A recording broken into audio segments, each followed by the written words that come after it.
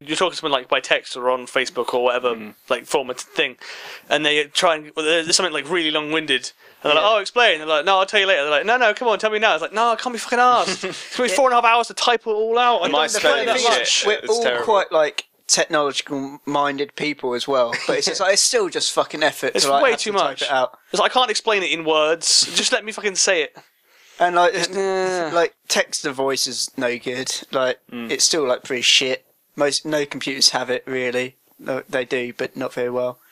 I'm getting pissed off. My Xbox One doesn't have like obviously your Kinect rules everything. Yeah.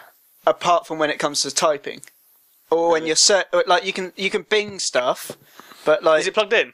shut up. Just wondering, is it plugged in like right now? It's not on. No, but is it So I plugged in? said Xbox on. That's what I'm saying. If I just yell Xbox on from right here. No, actually, the Xbox On thing's really weird.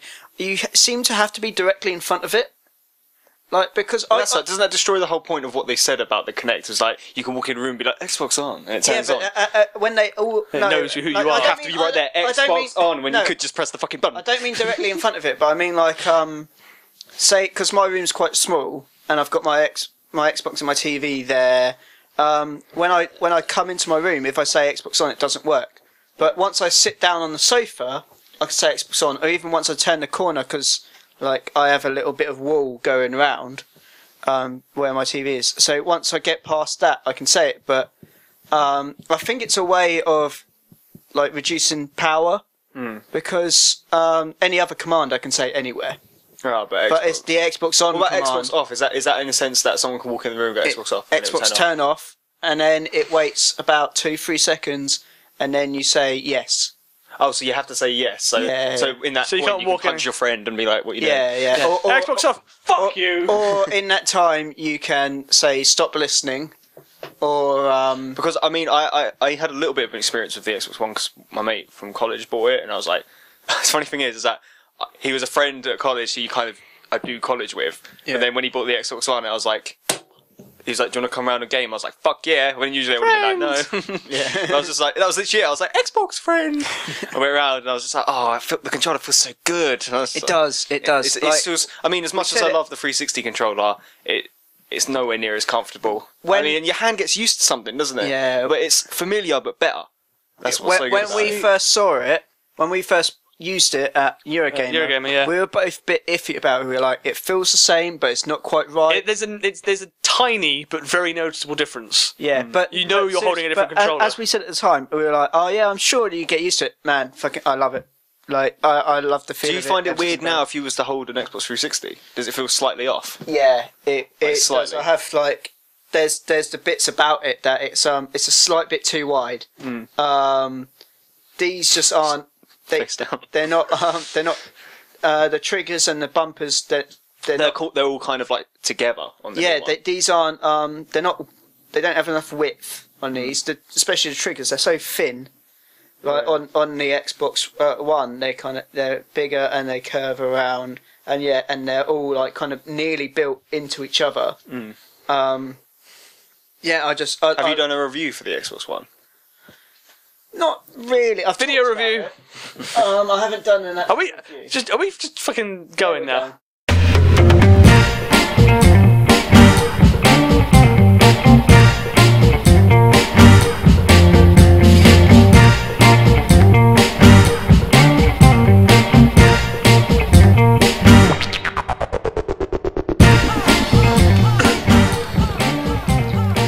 It's the 10th of February and this is episode 28 of the Robot Punch Gaming Podcast. I am Carl Lipscomb and today I'm joined by the Doodle Dom Drives Doodle. Fine. Hello. and the jazzy Jake Evans. What's up? Right, I tried to find something to do with art with your name, but I couldn't find anything. So Jazzy was the closest I could get. Doodle's more. I know, but it has to be the same letter. Okay. No. What's the shitty thing on the seafront? The Jerwood. The Jerwood Jake Evans, because that's the art gallery. Yeah, but no one knows what that is. Hastings people do. Whatever. Okay, so I know what I meant. I wanted to start this off with a little story that happened about an hour or so, 2 hours before we started this podcast. Yeah, basically, here's a story, right, all about how Carl's life got flipped, turned upside down. I'll let you carry on now. I couldn't let that go. Right, basically, so I had surgery since the last podcast. They went in through.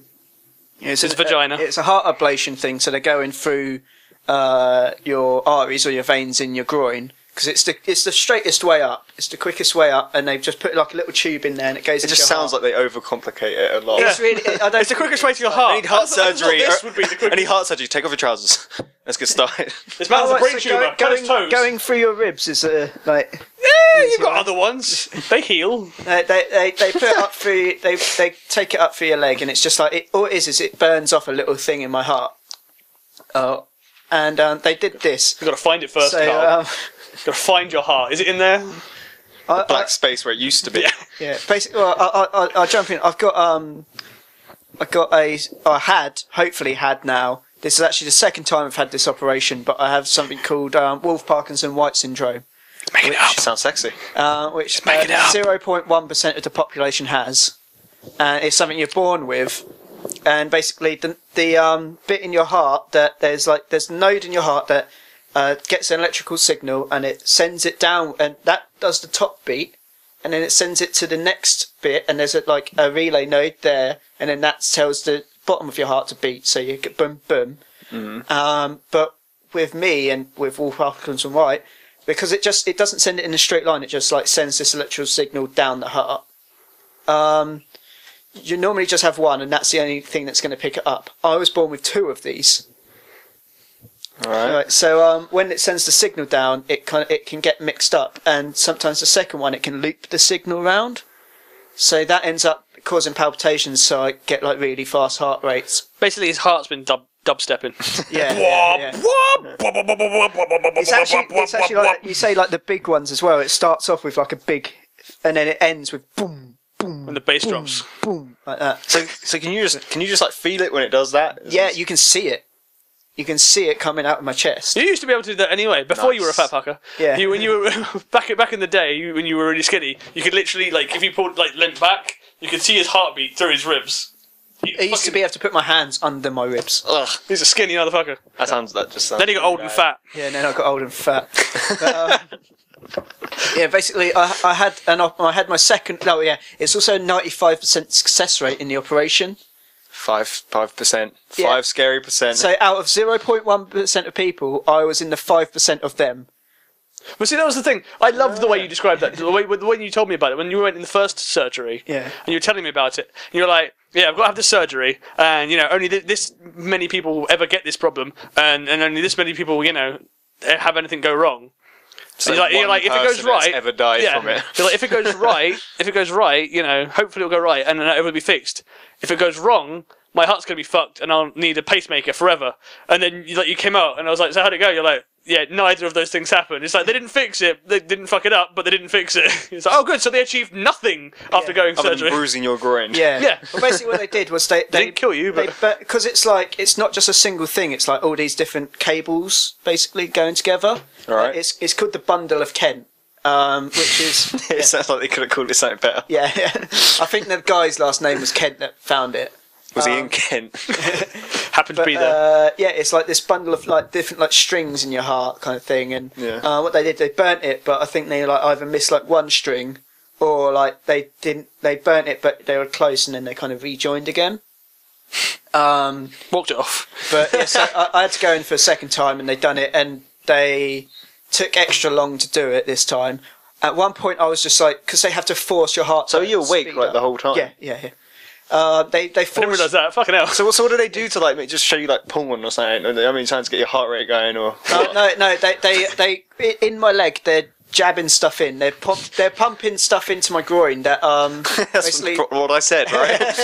Yeah. they that speeds up my heart rate. At one point, it got to 300 BPM.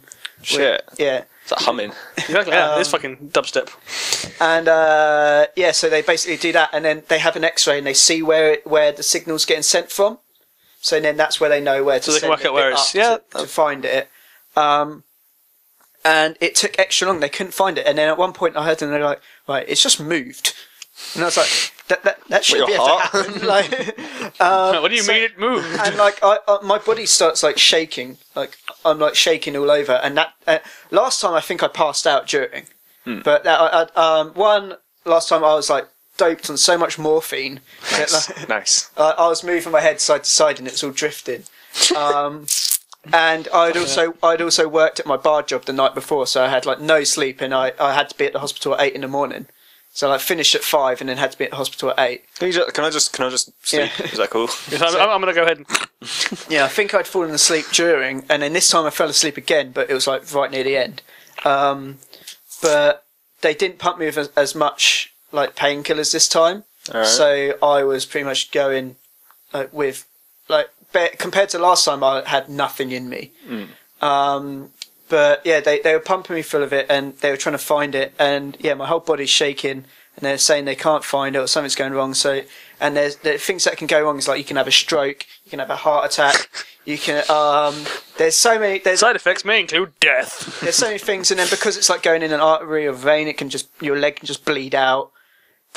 Yeah, It Sucks if all of it happens at once. Yeah, right. So I'm thinking, like I'm shaking, and they're like saying something's going wrong. Like I'm thinking that I'm about to like go into a heart attack or. Is what you don't want to hear? Is your doctor go, "Whoops"? Yeah. How can I play Xbox now? That's the only thing he's like thinking. But yeah, I was getting a bit worried, and then it's going much longer than it's meant to. My dad's waiting there, and he's like, "Oh fuck, something's going wrong. Why is he in there for so long?" My girlfriend knows that when I've got in, and she's like, "Oh, something's going wrong." So all three of us are like all independently thinking that something's fucking up. And then they eventually did it without me realising, and I fell asleep, and they carried on pumping me with this stuff, so my heart's still going, and they left it for an extra half hour just to see whether it had actually gone. So they were like, after half an hour we still couldn't find anything. They woke me up, and the fucking bastard nurse was like, he was like, "Right, so we're going to start the procedure now." I was like, I just like woken up and I was like dizzy. I was like, yeah. And then the doctor was like, "Don't say that, you're horrible." And I was like, "Oh, thank God." Well, I can't. Yeah. Mind you, if you weren't there. Yeah. They were actually really nice the whole time though. But yeah, so cutting all that out, I've got these big bruises on my groin now.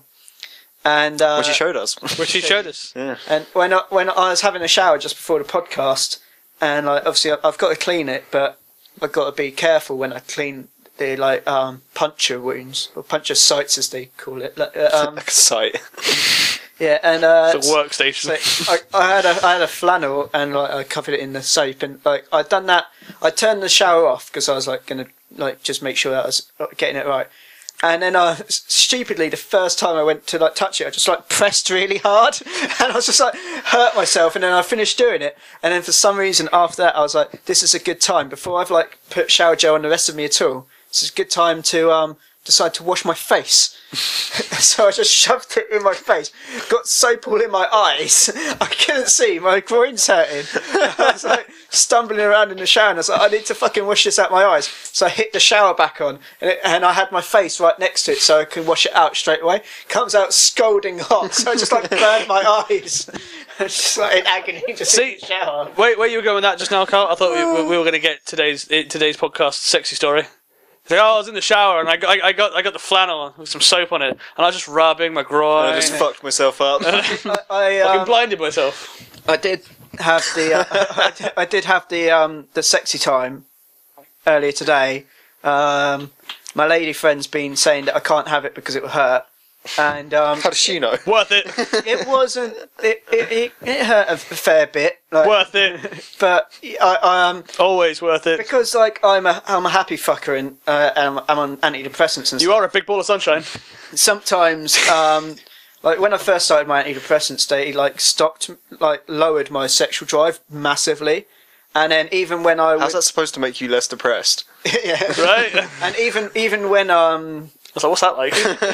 even when I would like have sex or masturbate, half time I wasn't like coming at all. Like it just wouldn't happen. That's What's the point of counterproductive. that? Yeah, It's and like, it's like taking venom out of a snake. You just have a belt. I like it. And then Family Guy quote.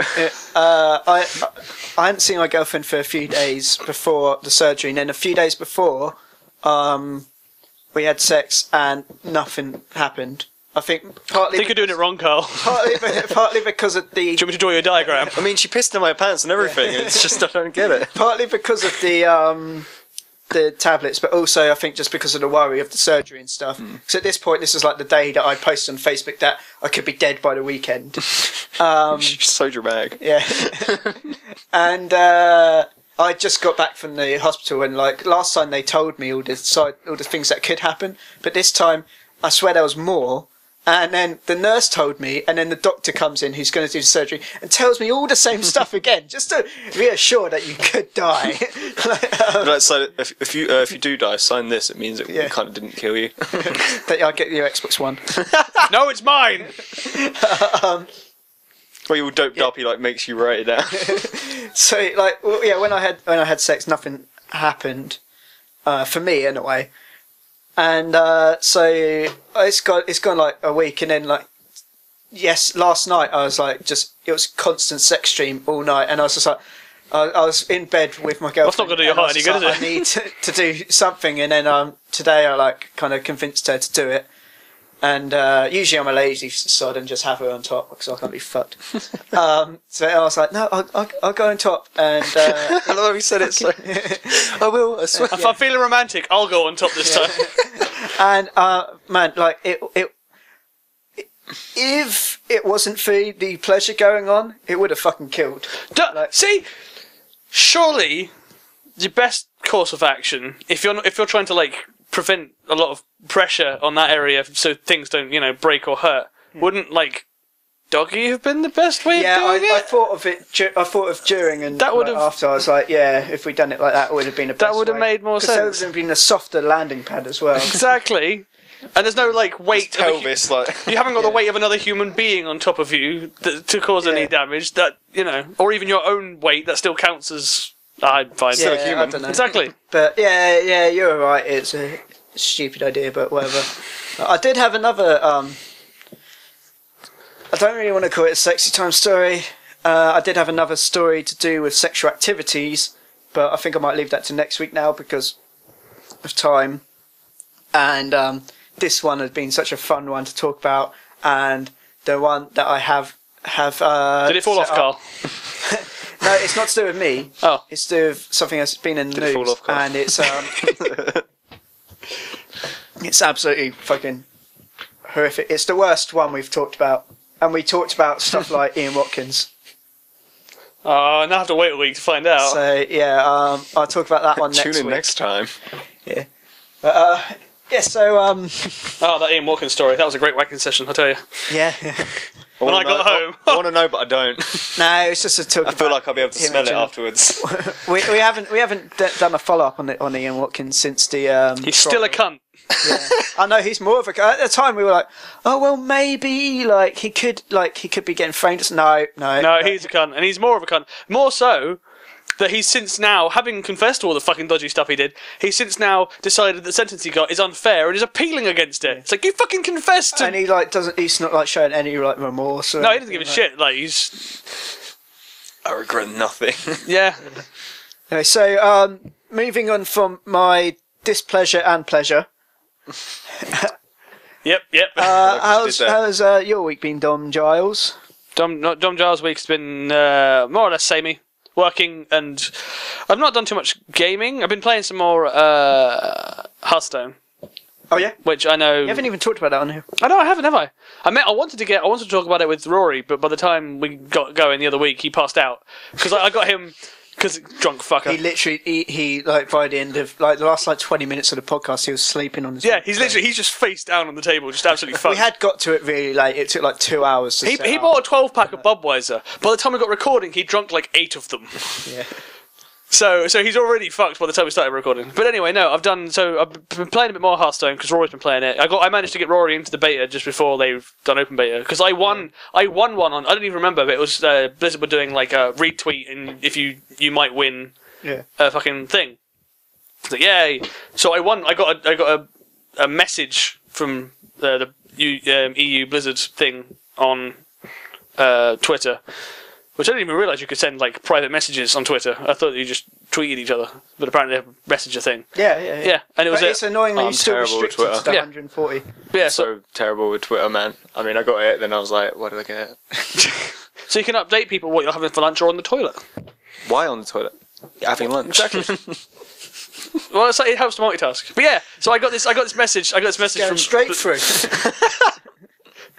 I got this message from Blizzard that was basically saying, congratulations, you won our retweet competition, you get a beta key. And Rory was fucking furious because he's been itching to play it. And then, yeah, a couple weeks ago, just before they did the open beta, I got an email from Blizzard because I'd signed up on battle.net to try and get into the beta as well. And they emailed me saying, congratulations, you're involved in this week's random selection of people that get a beta key. And I was like, yay, I got a second one. So I, gave that one Kept to it Rory. for yourself. Well, yeah, no, I gave it to Rory. I think it was Rory's Christmas present. I gave him the beta key. But so I've been playing some of that because it's fun, and I suck at it. I was never really good at Magic the Gathering or anything like that. So I'm not much better at this, but it's fun because I love my WoW. And catching up on Naruto's. I'm now on episode 350,000. Close. No. Well, because it's at the moment 360 something. No. There's 349 episodes at the moment. Is it still going on? Yeah. It's still being done now. The manga is in its closing days, not days. But it's in the last. They're story wrapping it up. It's in his last story arc at the moment. I haven't actually read it for 2 weeks. Well, from what I'm gathering, he's basically going to become Jesus at this point. But I thought he already was. well, he's pretty much there. I assume he is, but where we are in the manga, not doing so well. Well, that's a given. But This is where I feel bad because I never got into it. My cousin was telling me, Matt, he was like, watch it, read it, and I was just like, I never got around to it. as long as it doesn't end like Dragon Ball did, then fine. I love Dragon Ball Z, man. I know, I never watched It's any like of. Dragon Ball Z, but more grounded, and they go into. Well, that's what my cousin said. He said it was more kind of better storytelling. Yeah, it's better storytelling. It's more grounded, and they explain the moves and stuff like that a lot more. There's a lot more actual. DBZ was so good though. Fucking hell. Yeah, but there's where it's like that. It's just I'm doing this blasting thing. I'm doing this other blasting thing. This is they go into. Mine's a blue blast. Yeah, But it is still equally silly at points. I mean, granted, they don't take 7 episodes to charge one move, but it's quite. There's so much more variation in what the moves. And moves, are. yeah. I remember I started trying to get into it because of my cousin. And it was only when I was around him. If I wasn't around him, I wouldn't have given a crap. But when I was around him, I saw him watching it and reading it and played the game and stuff. So I was like, alright, I'll kind of get into it. And he was explaining to me how this, the beasts and stuff, you know what I mean? He explained all that to me and stuff. And I was like, oh, okay, that's cool. But I mean, I think it's one of those things. It's you need to be devoted enough. Yeah. Yeah, I mean, it's like anything. So but I mean, it, exactly. You can't just watch a bit of it. You have to. You can't just jump in and in the middle of a bit. But it's but it was the same with anything. DBZ, I watched from first to last. Yeah. Religiously on TV. And I mean, when it came on TV and stuff, and they had an episode every week and things like that, I was just like. It's when you have consistency in a show like that. Other than now, when you can just watch it all at once, it kind of gives you a reason not to watch it. You know what I mean? Because you're I could, or I could just do this. Because you can watch it whenever you want. There's no set time where you have to watch it. Well, my little brother Rory, a little while back, he found a website. I can't think what it was, but he literally watched in the space of a week. Watched from the start of Dragon Ball all the way through to the end of GT in a week. So he watched the whole fucking thing. It's so good. I never really watched much of GT. But I watched the very final episode and I thought it was dumb. I watched loads of Dragon Ball Z, and not much of GT.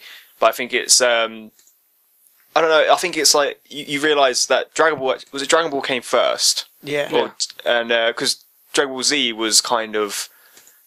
I realised that I was watching those episodes way after they came out. Way after they were made. And I watched them when I was 7. I mean, when they just came on TV. Yeah. That was the other thing. Having gone, no, I knew. That's fine. Something I did. I tried to do recently because I felt like trying to rewatch because I'm getting close to the end of Naruto. I'm itching for more fucking Attack on Titan because it's so goddamn good. I'm just fucking need it. It's but because they're both very recent and like new looking.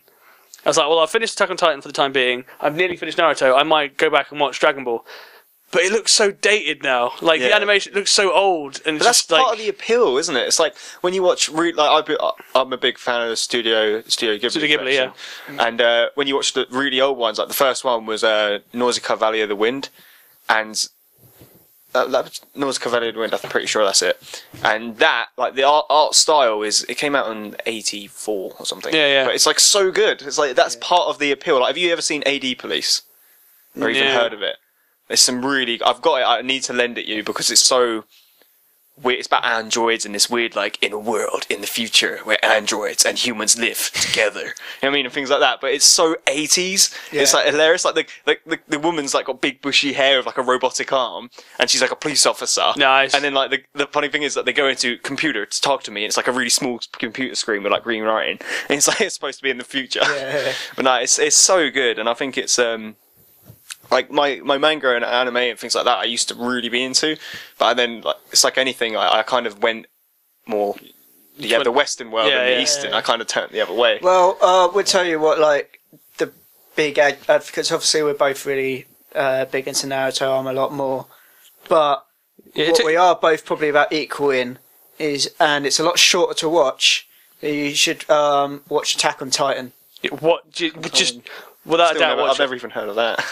It was like the biggest anime of like last year. It fucking took off last year. In recent years, it's probably like... So it's really modern then, like really. Yeah, it came out. It started last year. It's about 25, 26 episodes in. It's not the whole series, but it ends. It has a series end. Don't bother with episode 13.5 because 13.5 recaps the last 13 episodes. So it's a really fucking dumb episode. But it's called 13.5. It's like 1 to 13, then 13.5, and it's just a recap. If you're watching it like sporadically though. Yeah, but I watched it's been like 6 months since you saw the last season. Yeah, and because at like episode 13, 14 is like this big change, big overhaul in the series.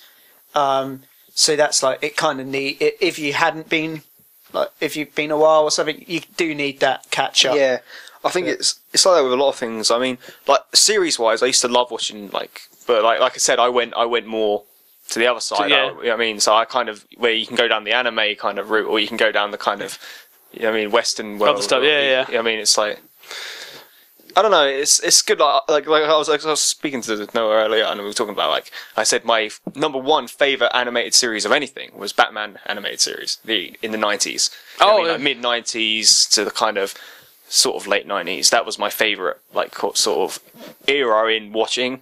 And then I'd say other than that, it's Teen Titans. And the thing about Teen Titans is it's so childish in a sense that it's very more kid friendly, like Cartoon Network style. When it doesn't have, like, it's not as dark as, say, Batman, the animated series especially.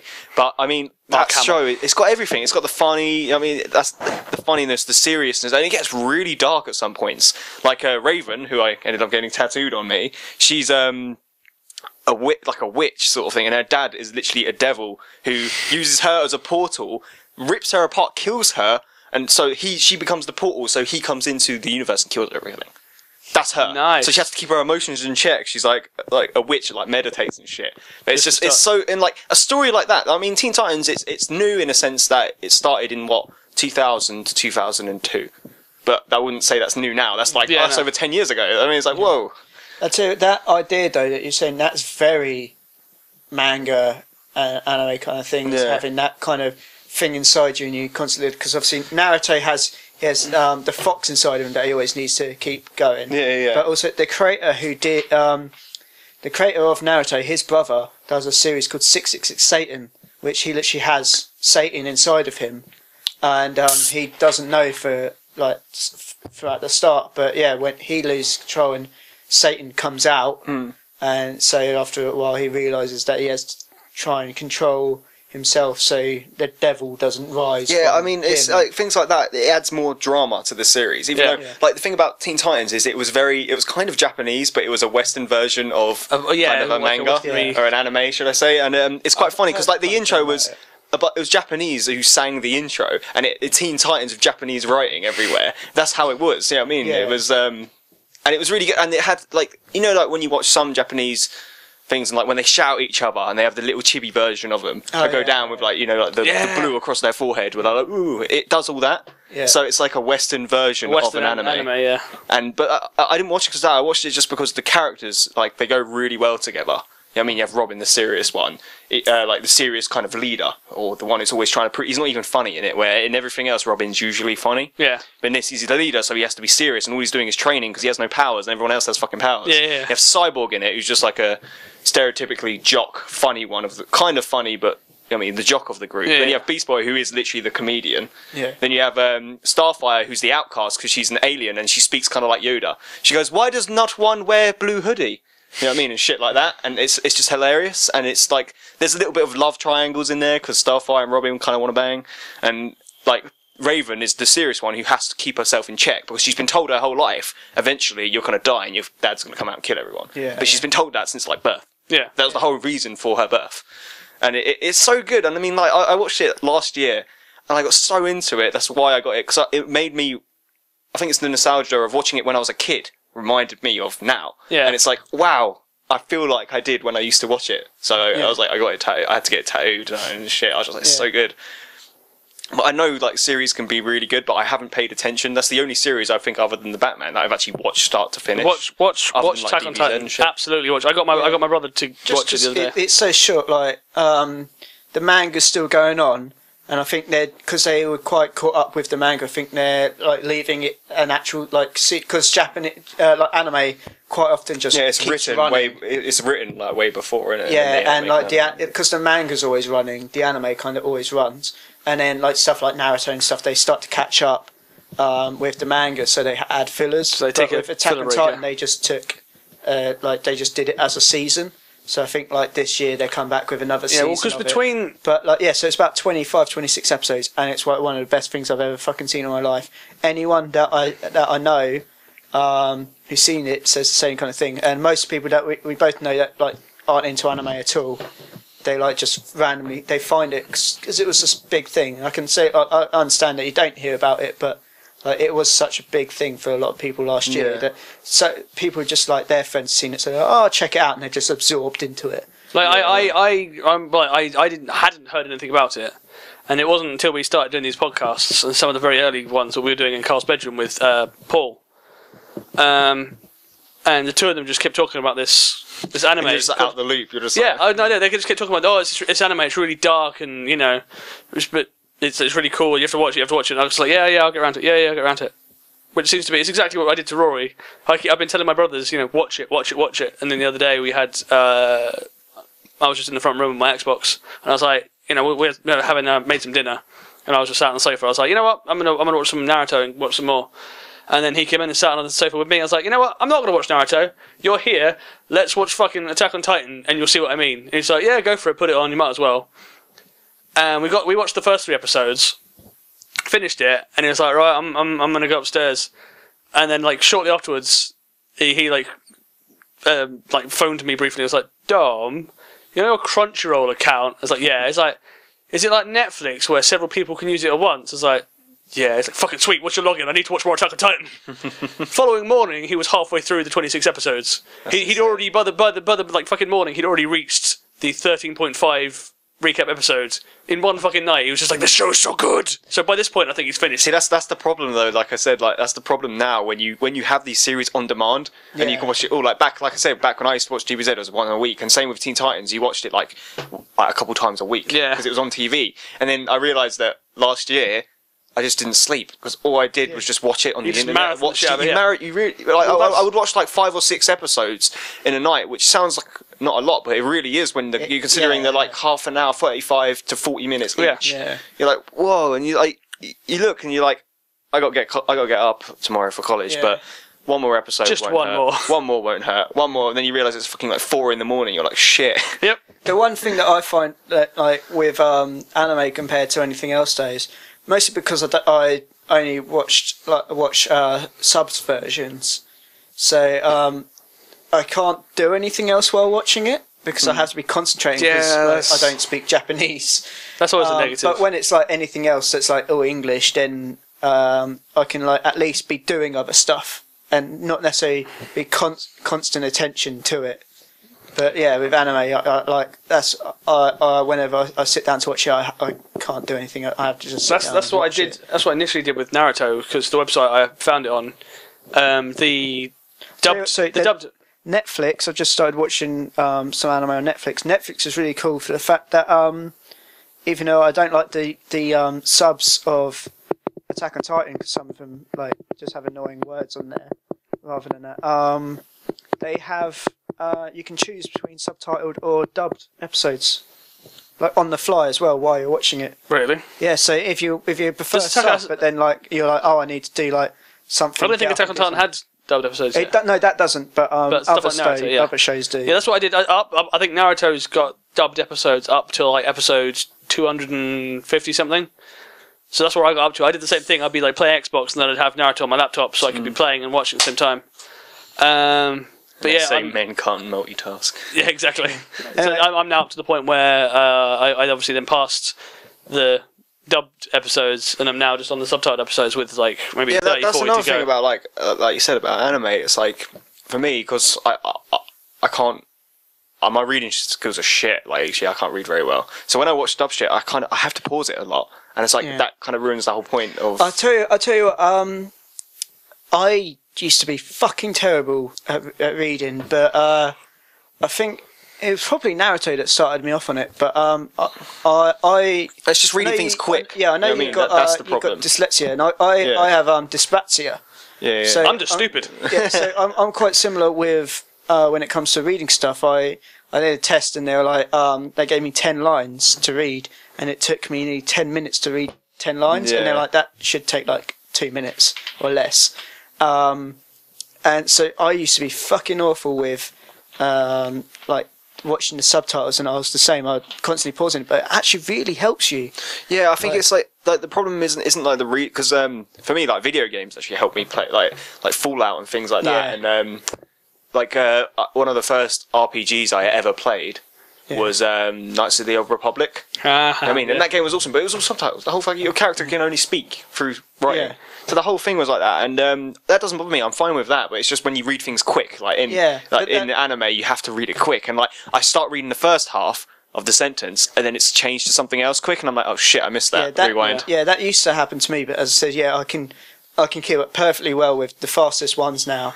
And also, like if it does go fast, you tend to when you get used to it, you tend to like look, like you do a main scan like of the the main words. You get like a gist of the sentence, and then like you kind of do danger, time, 10, go. Yeah, you're like, oh, you do. I get it. You look at the whole sentence and you see like the main words, and then you kind of read over it. Yeah. Like it's not like you like slowly going through it, but you quickly scan it and then you read it. So if it does go before you've read it all, you've kind of still got a gist of what happened. That just makes me laugh. It's like, okay, you can't read it when you quick up, so read it first, then read it. It's like what? Yeah, it's kind of. No, I know what you mean. Yeah, it's like you literally just see. Yeah, as you said, it's like you just see the main words, like, and then it's not even like a conscious thing you do, but you just see that as you look at it, you see it, and then you actually read it. And then once you get really used to reading it, you start to hear the people's word. That like you hear this is why a lot of people complain about like dubbed rather than subbed versions, because when it's subtitled and it's all in Japanese, you actually start to hear the Japanese as English. Well, yeah, if you listen, if all you're doing is listening to Japanese while you're reading the definition of it underneath, you would eventually understand what the words mean. It's not even not to a full extent, but you kind of get a gist of what they're saying. It's not even that, but yeah, that does happen. There's a lot of words that you eventually start to understand, but it's also just the fact that you start hearing you start hearing the actual English words in your head. Yeah. And then when like you go to a dubbed version, and it's English people speaking it, and they don't sound like the Japanese people, so it just sounds a bit like off. And but see, it's quite funny. And like it's a lot of times cheesy. Like you said, when it doesn't sound like obviously how the Japanese voice actors to the say like European voice actors or American voice actors or whatever. Like when I watched Laputa Castle in the Sky, Japanese Studio Ghibli, and the funny thing about that was I watched it obviously the voice acted British kind of, well, the English version first, and then I watched it on subtitles randomly on TV. But the voice, I hated the Japanese version of the one main character because it was super high pitched. Oh, yeah, but you hear it normally, it's just like a normal kind of 10-year-old kind of whatever. Yeah. Then you heard it again, it's like like super high pitched, and I was like, I can't. That really annoys me. That was I was the same with Dragon Ball Z because Goku's voice was so high. Yeah, and it's just like, and that was before I would listen to like subtitled stuff first. So like, Goku was like insanely hard to like. Now watching now going from watching like 240 something episodes of Naruto in English to now watching it, I do find that with a couple of characters, like Gaara for one. Gaara's English voice, I love that voice. That's amazing. But he sounds really just that really weird voice that he. But that's what they do a lot. But with, I like American. I know, voice. but It's for like Gaara, they do these annoying. For Gaara, I really like it, and the voice. Then the Japanese Gaara voice. I just don't like it at all. Yeah. And I mean, like the Naruto one is fine, and a lot of the characters. I don't like the Japanese Kakashi voice either. Really? But most of them I'm fine with. They don't. I don't bother me in the slightest. So but the worst, Kakashi and Gaara, I do not like. The worst voice that when I went to hear English Naruto, worst voice out of anyone was Jiraiya's voice. It just didn't sound right at all to me. Yeah, no, I can see that. Gaara, and well, having watched it first, it makes sense in my head, but like with like Gaara, I understand it. Like it should sound like it's kind of got a sandy voice because he's always covered in sand. Yeah, like and he's a big red-headed emo. Yeah. So he should sound like he's got a kind of that's how he looks. That's his voice. He just is feelings. He's just really droll, and nobody loved me. I had no friends. But yeah, no, I mean I don't know what Japanese Jiraiya sounds like for undisclosed reasons. He's not been in any recent episodes, so I'm not sure what he sounds like. But I don't like most of them. I don't care. Most of them are fine, and there doesn't seem much difference. But yeah, Gaara and Kakashi's voices in Japanese, I don't like. Yeah. So we should we're probably going to take a break soon, but we've been talking so much that we haven't had a chance to ask you about anything you've done this week, or if there's or since you last been on, if there's anything interesting that you've really found, or otherwise any games or movies you watched. Since I last been on, it was quite a few months ago now, like 2 months. Yeah, it was before we. It's only about 4 episodes ago. Yeah, but it's probably about. I mean, time is an illusion to the internet. It doesn't exist. It's just over 2 months, I think. Yeah. Yeah. We got my tattoos done. Poison Ivy done in. Catwoman done in. But it's just the outline work. Got that done about 4 weeks ago, which is that's obviously adding to tattoos. That was quite a big thing. College work. I've been playing the new Assassin's Creed Black Flag. I say new because it's the newest. Yeah. Assassin's Creed Black Flag, which surprisingly I gave up on the Assassin's Creed franchise because it was shit. Yeah, it got shit. I mean, it was like I'm playing the same game again, but with a different guy. I mean, that's how it felt. Like three was just a train wreck. It was horrible. 3 made me so mad because the way I see it, I own number 1 and number 2. Brotherhood I own and Revelations I own. 2 was my first 1,000-pointer game because it's just the perfect game. It's a good game. It's really amazing. Good. And the thing is, like, I think it's the reason why you played the first one and played it a lot was because it was new. It was Assassin's Creed. Yeah, there was nothing. There was no novelty. I was actually disappointed by Assassin's Creed when it came out because I'd seen lots of bits about it and it looked like an amazing game. I really enjoyed it. All the other stuff, all I missed. No, you're saying the Anima stuff. Yeah, what I missed. They kept that secret. Yeah, that's what I mean. Yeah, but that kind of I missed the whole. Different. Yeah, I missed the whole future thing, and that took it away from me. I just wanted an assassin game. I didn't give a shit about the future. Like, the whole thing is that it kind of it kind of ruins pacing in the sense that you're in the story and then it breaks it out and go. But it doesn't really matter because it's already happened years ago. Yeah, you know what I mean? So it's like it kind remember, of you're in the future. Exactly. I don't want to remember. Fuck that. I want. But so they started to get that better as they went on. No, trust me, it's gotten a lot better. Like considering the fact that this is going to sound like really harsh to Assassin's Creed fans, but the reason why I think Assassin's Creed Black Flag, in my opinion, is the best Assassin's Creed game. And the reason why it's the best is because it's the least Assassin's Creed. It's got fuck all to do with it. I mean, it's you're not even an assassin. Right, you start the game.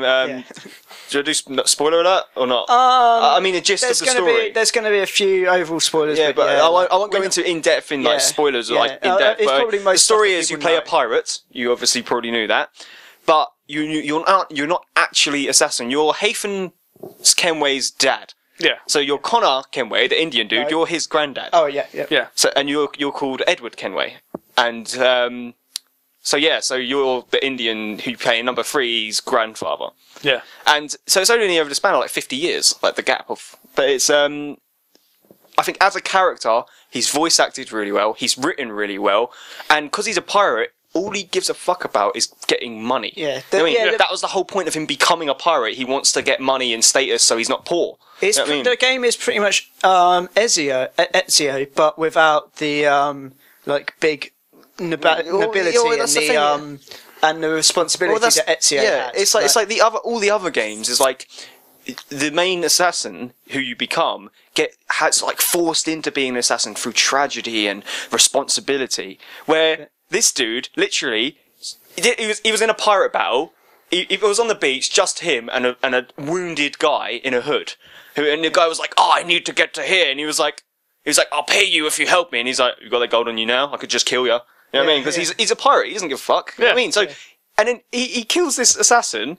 Puts on his gear, looks, and he goes, "Wait, this guy's supposed to deliver this stuff. Well, I might as well do it." I mean, money, right? And that's how it. I mean, that's how he gets integrated to the Templars and things like that. But it's actually the story is really well done. Like compared to all the others, the story writing, the character development, the way, and it's so much more fun. Like there's like loads of cities, and they're all really different. Loads of sea battles. I mean, it's just generally a really good game. But the best thing about it is the fact that it's not so Assassin's Creedy. I was saying, it seems to be like they had the boat mechanic briefly in number 3. Yeah, it's really overhauled, but I mean it's the same sort of concept. Yeah, and then basically what they've done, I mean, I've seen plenty of like joke memes and stuff on Facebook and that where they're saying like, you know, Assassin's Creed 4, the best parts of the Caribbean game we could have ever hoped for, and like that. It's like it's basically they made an amazing pirate game. Blackbeard and everything. It's amazing. Exactly. They could have released it as a separate game. No, it should have. It's like here's a pirate game,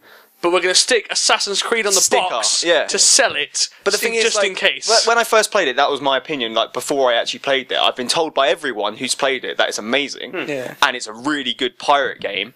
And I was like, well, I've got to play it. But the funny thing is, it's the best Assassin's Creed game.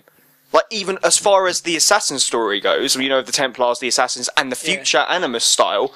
In my opinion, it's the best. Yeah, because I actually give a fuck. I don't care. You know what I mean? Desmond and I don't care. I really never cared. But in this one, you're a faceless and you know what I mean? Like emotionless. Like you know how in the Fallout games, it's you're walking around just doing something. And he works in a building in an office, and and they've disguised it as like a game company, but not. And it's like that's so much better. And there's like hardly any of the missions in the future. But the cool thing about it that also is that with the future with the out of Animus stuff is that because you're working for this game company and you're just basically sifting through footage to try and make a good trailer. That's the whole point. You're like the guys are like, oh yeah, look for the fun stuff. So you do a lot of like the pirating stuff. Well, you do the and then they're like, oh no, life. we want to know like the actual Templar Sturgo people. They're like, oh, we want to know about the observatory. So they try and focus so the funny thing is, your boss tells you, he's like, you have to look at some Virgily Templar stuff, but if it was down to me, you would just be a pirate. But look into it anyway, and you can tell there's tension in the fact that it's a CDR's company. You know what I mean? It's run, and as you've played the other games, you kind of know what's going on. No, I'm saying it's a CDR's company. But it's generally like I completed it. I've been only played it for about a week and a half, and I completed it, and that's how much I played it. But the thing is, playing it since Christmas. I've been playing it nearly non-stop, and I'm spoilers. So the last mission that I actually did was when the Templars come to Nassau. Oh yeah, I've just got past that point again. I'm on my second playthrough. Yeah, it's just because I spent so much time doing other stuff though. There's so much shit to do. That's what's so good. Like the other Assassin's Creed games, the Jackdaw nearly fully. Yeah, that's the thing. What I did the first time I played it, because I'm borrowing it off a friend. Mark, he watches the podcast and shit, and he was like, he actually asked recently. He was like, if there's any chance, and I was like, I'll ask. But he said to me, he was like, dude, I bought this new Assassin's Creed, and I was like, "What? But you're buying into the same thing?" And he was like, "Because number 3 disappointed me that much. It was a new engine as well. It was like it's a new overhaul of Assassin's Creed, and it Connor was a shit character. Yeah. He was boring. He was just like, my dad doesn't love me. Your dad doesn't. If anything, I would have preferred the whole game to be in Haytham Kenway because he was so much more entertaining. I love like Native American stuff, but like it just wasn't any of that. But from the sounds of it, the DLC sounds quite fun because the DLC is just like fucking madness, and it's basically just like a drug trip where you have magical powers. And it's magic and Assassin's Creed. But like it came. There was all the stuff in number 3 that were like. Then it went all fucking Red Dead on it, like with all the stuff. You spent so much time. It's like I want to be. Assassin's Creed, essentially, was all about running, jumping, climbing buildings, stabbing people. That was the point of the game. Now I'm learning the correct way. There's only so many games you can do that. Yeah, but I'm learning the correct way to hide in a bush to catch a deer or to lay bait for a rabbit. But the thing is, that's still in 4. Yeah, but the thing is though, that's the thing. I was about to say, like in Assassin's Creed 3, it's wank. You don't want to do it. You're like, this is really boring. And then in Assassin's Creed 4, like I said, I'm now on my second playthrough in the last like 5-6 days, and I'm quite far in a point. I think I've just done the mission where you find out, I don't do spoiler alert, where James Kidd. Yeah, okay, where you do more stuff with him, but you do more stuff with him, and he becomes more of like a good character too. Instead of this random side character, you get more into with him. And I'm at that point now on my second playthrough, but I'm doing, like I said, I fully upgraded my jackdaw. I went into because you have to. There's restrictions. Get New Game Plus with it, by the way. So can you carry over? No, not at all. That's such a shame. Because that's why I smashed the story. Then I went through, but I've got every outfit in the game except from the one outfit you get for getting the Mayan keystones. But the thing is though, I've got all of them except from 2, and the only reason I can't get the 2 are because they're in areas which I haven't got in the story yet. Yeah, I looked it up and I was going to get them, and then you find out one of them's in the observatory, which I assume you don't get till the end of the game. Well, the last quarter of the game. Oh, the thing is, it's but I was like, well, what's the point of me getting it? And especially if I can't get like New Game Plus. I've got the Templar one. Yeah, I got that. Yeah, which I actually enjoyed that. Like a lot of Assassin's Creed, they have really fun. They have the outfits, where there's that one outfit you unlock by doing extra side stuff. Yeah. But usually the extra side stuff's really boring. But this one is actually full-fledged quests with voice act. Full-fledged interactive, multiple quests. Yeah, and there's like extra outfits, and then the hunting adds to your crafting, so you can make different outfits. And you can add like holsters to have like different pistols, like the muskets. I end up doing. You start off with 2, and then you end up getting 4, and then you can upgrade your ammo pouch and stuff like that. Yeah, that's all done through the hunting. So it's actually it gives you an incentive to hunt, and it's actually fun to hunt. Okay. Like because you use the eagle visions to track, but instead of it's being like the other one where you have to kind of hunt a deer, it tells you where to hunt a deer. There's no waiting for a deer because there will be a deer there. The hardest thing is actually shooting it or killing it because it runs around. Yeah, last time they were like, "Oh, don't do this because it will run away and startle it, and you have to wait until it comes back." And it's like, but they also said like you have to. The best way is to kill it by a hidden blade because it damages the pelt the least. Yeah, exactly. And this time it's like, fuck that shit. Like, I just go around going, fucking kill it out of pistols. Who cares? But like I said, they've done this. It feels like a more better put together game than the other one. Like everyone said Assassin's Creed 3 was going to be it, then a year later they pump out number 4 and you're like, wow, number 4 is really good. Or like it was almost 2 years later. Yeah, number 4 was going to be like Brotherhood and Revelations were to 2. But see, they weren't even fucking. But the thing I love about it was rated so bad that they were just like fucking released it, and then it's so good. The thing that's great about it, everyone was like saying there's been obviously a lot of relatives, and it's all through Desmond's genes, but it's actually through 2 branches of his genes. His dad's genes and his mum's genes. His mum's are the Kenways, and his dad's genes is like Altair and Ezio and that shit. That's like because he's like in the middle sort of thing. Split. But it's so good. Like, and the thing I love about it is they're probably won't be a carry. You know how with Ezio they made like 4 games of him or 3 games of him. That's the thing. There won't. You already know there won't be a carry on with Kenway. But the thing that Edward Kenway, and the thing that makes me laugh is the fact that Edward Kenway was like the best character, and they're not going to make another game with him. No, the Brotherhood and Revelations should have just been DLC. They weren't. Yeah. They didn't deserve to be their own game. I played Brotherhood and I liked it, but it really was like it had good ideas, but it didn't need to. Like I said, I own all of them except from number 3. But the reason why that number 3, because I got kind of bored. Revelations, I actually enjoyed to a certain extent. That the game was fun to play, but the story kind of I didn't care a lot about. But it was fun to play. It went a bit weird. And I liked the fact that he was like older and stuff. I mean, it was. But I didn't care about the story. I liked the fact that like the thing about I liked about Revelations was the fact that you were basically wrapping up. You got to play as both Ezio and Altair and wrap up both their stories. Yeah, it's just kind of fun little. Yeah, like it adds closure to the Die-Hard fans. But it still could have just been DLC. Yeah, and I think like I've now got faith in the Assassin's Creed games from now onwards, only in the fact that if they make it like they did this game, I will happily play it. Like they were saying that they've announced they are going to do another one, and they said that they've got a couple of ideas floating around and stuff. They're saying they've set up a storyline with the future outside Animus stuff. This one, they said they're going to carry it on with the next game, but after that, they're looking to do more than a year cycle. Yeah. And then and they're like we've got ideas, but like we're just playing around. Hopefully, I'm hoping they do come up with some kind of decent out of Animus storyline, but enough that it's like at the moment they're almost like we just don't fucking care. Like at the moment they're like we just want to make a cool game. We don't want to be too strict with it, but like that they still got that hardcore crowd stuff in there. Yeah, because it's like obviously the die-hard Assassin's Creed gamers love the Animus shit because they love it's the part of the story. And the thing that makes me laugh is that this game, I actually liked it. I compared to all the other ones, even number one, I didn't really like because it ruins pacing. You're playing as an assassin doing all this stuff, and even if it says like 10 years later, and it kind of jumps 10 years later or a month later, it can do that without it having to leave. Number one was quite painful in places, but yeah. Like the whole Ezio thing is his whole life. It's literally from him as a baby, it shows, to him as an old man. You know what I mean, that's his whole life. Where with Edward Kenway, it shows a flashback, but you're 22. I think when you start playing the game, which he looks a lot older and stuff because he doesn't actually physically change. You're 22 and it finishes at 28. Yeah, that's the years.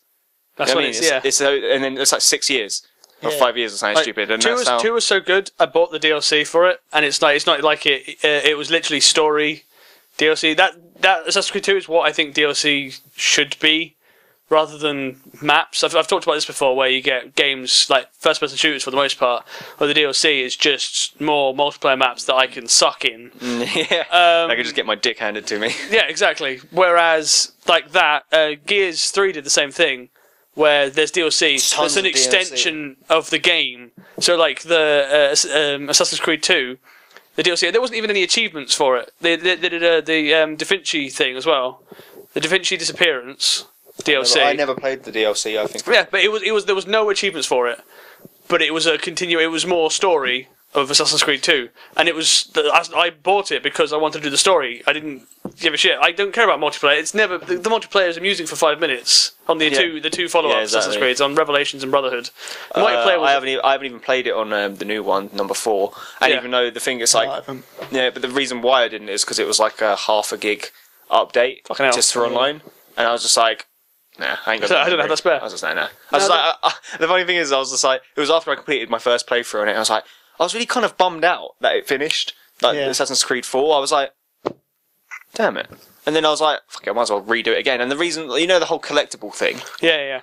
I love how they do it on Assassin's Creed 4 because there's tons of areas. And they mean stuff as well. And there's tons and tons of areas. Like collecting treasure and you can collect music for your boat, so because your pirates they sing shanties. But it's really awesome. And the thing is, it's like what you do. You go to a viewpoint. In all of them, where you synchronize with a viewpoint. But once you've synchronized with a viewpoint, every single collectible is in view on your map. You just have to go through the effort of collecting it. But that's how it should have been. Because I've actually collected every collectible in the game now. Yeah. All the maps, all of the fragments. I've done all of them. The good thing is it's not so easy as just finding them normally, but and the synchronization stuff was like you got the map before, but that was like there wasn't much to it. It's kind of annoying, but now it's like it adds so much more to it. Yeah, and it's like this the amount of content in that game. Like I actually would give that game a decent 8 out of 10. Yeah. For me is generally, and the thing is, if an Assassin's Creed game could do that, and I lost hope in Assassin's Creed. I was like, it's fucking bollocks. They make a new one every year. But I would happily. I borrowed this off my friend, and I'm mad because I have to give it back. So I'm gonna probably go buy it myself. Copy, I still haven't got around to playing it properly. I've watched because my brother. You really do need to play it. My brother got it really good. But I've not played it yet. It's like if I never thought I would go kind of fan as in to collect all the collectibles, and I did. And it's like, it's that good. I've been so into getting the collectibles, and as I said, mostly because they actually do stuff for you. Yeah, exactly. The only thing is, I fucking hate the diving. But the thing It's is, cool. if you want to It's get all cool. the I updates, like it. if you want to get all your Yeah, upgrades and for your, that's what I've but been the reason doing why so much of it. I like it, yeah, because it's a cool feature and it's actually fun to do, but it's so scary in a sense that you're swimming think around with that's sharks why I and you got to don't- hide, and you got to hide from sharks and it's really open, and I think it's because it adds an element of fear. And I mean, it's cool because it's like scary, but it gets really kind of, you have to collect every bit of treasure because how it works is if you have to buy loads of upgrades for your ship, Yeah. but the only way to get the elite upgrades are to find them. And the only way you can find them is by diving shipwrecks. Yeah. Yeah. And it's like, so you have to, if you want to upgrade your jackdaw fully, that's your ship, you have to go down there. And I did them all and I got an achievement for doing them all, but I was like, I'm so happy that's done with. Yeah, Because I hate them. They're cool, but I think maybe if they did do it in another game, and like if it seems like what a lot of people think is that they just do a pirate game and they keep the diving stuff in there as well. If they work on it more, I think it'd be really cool. But it is just at the moment like I just don't like doing it, and it's just a pain in the ass. But It's hard as well, It is like- cool in the fact that you're scared. Shit, And the fact that they modelled this, and it looks great as well. Like Yeah, it when does, you're it underwater, does. it looks great. And like it's silly things like you go to get a chest, and an eel will bite your arm and you didn't see, and it's like that pisses me off because I've died quite a few times and then I've had to re-get the chests. Yeah. And it's like, But the cool thing is it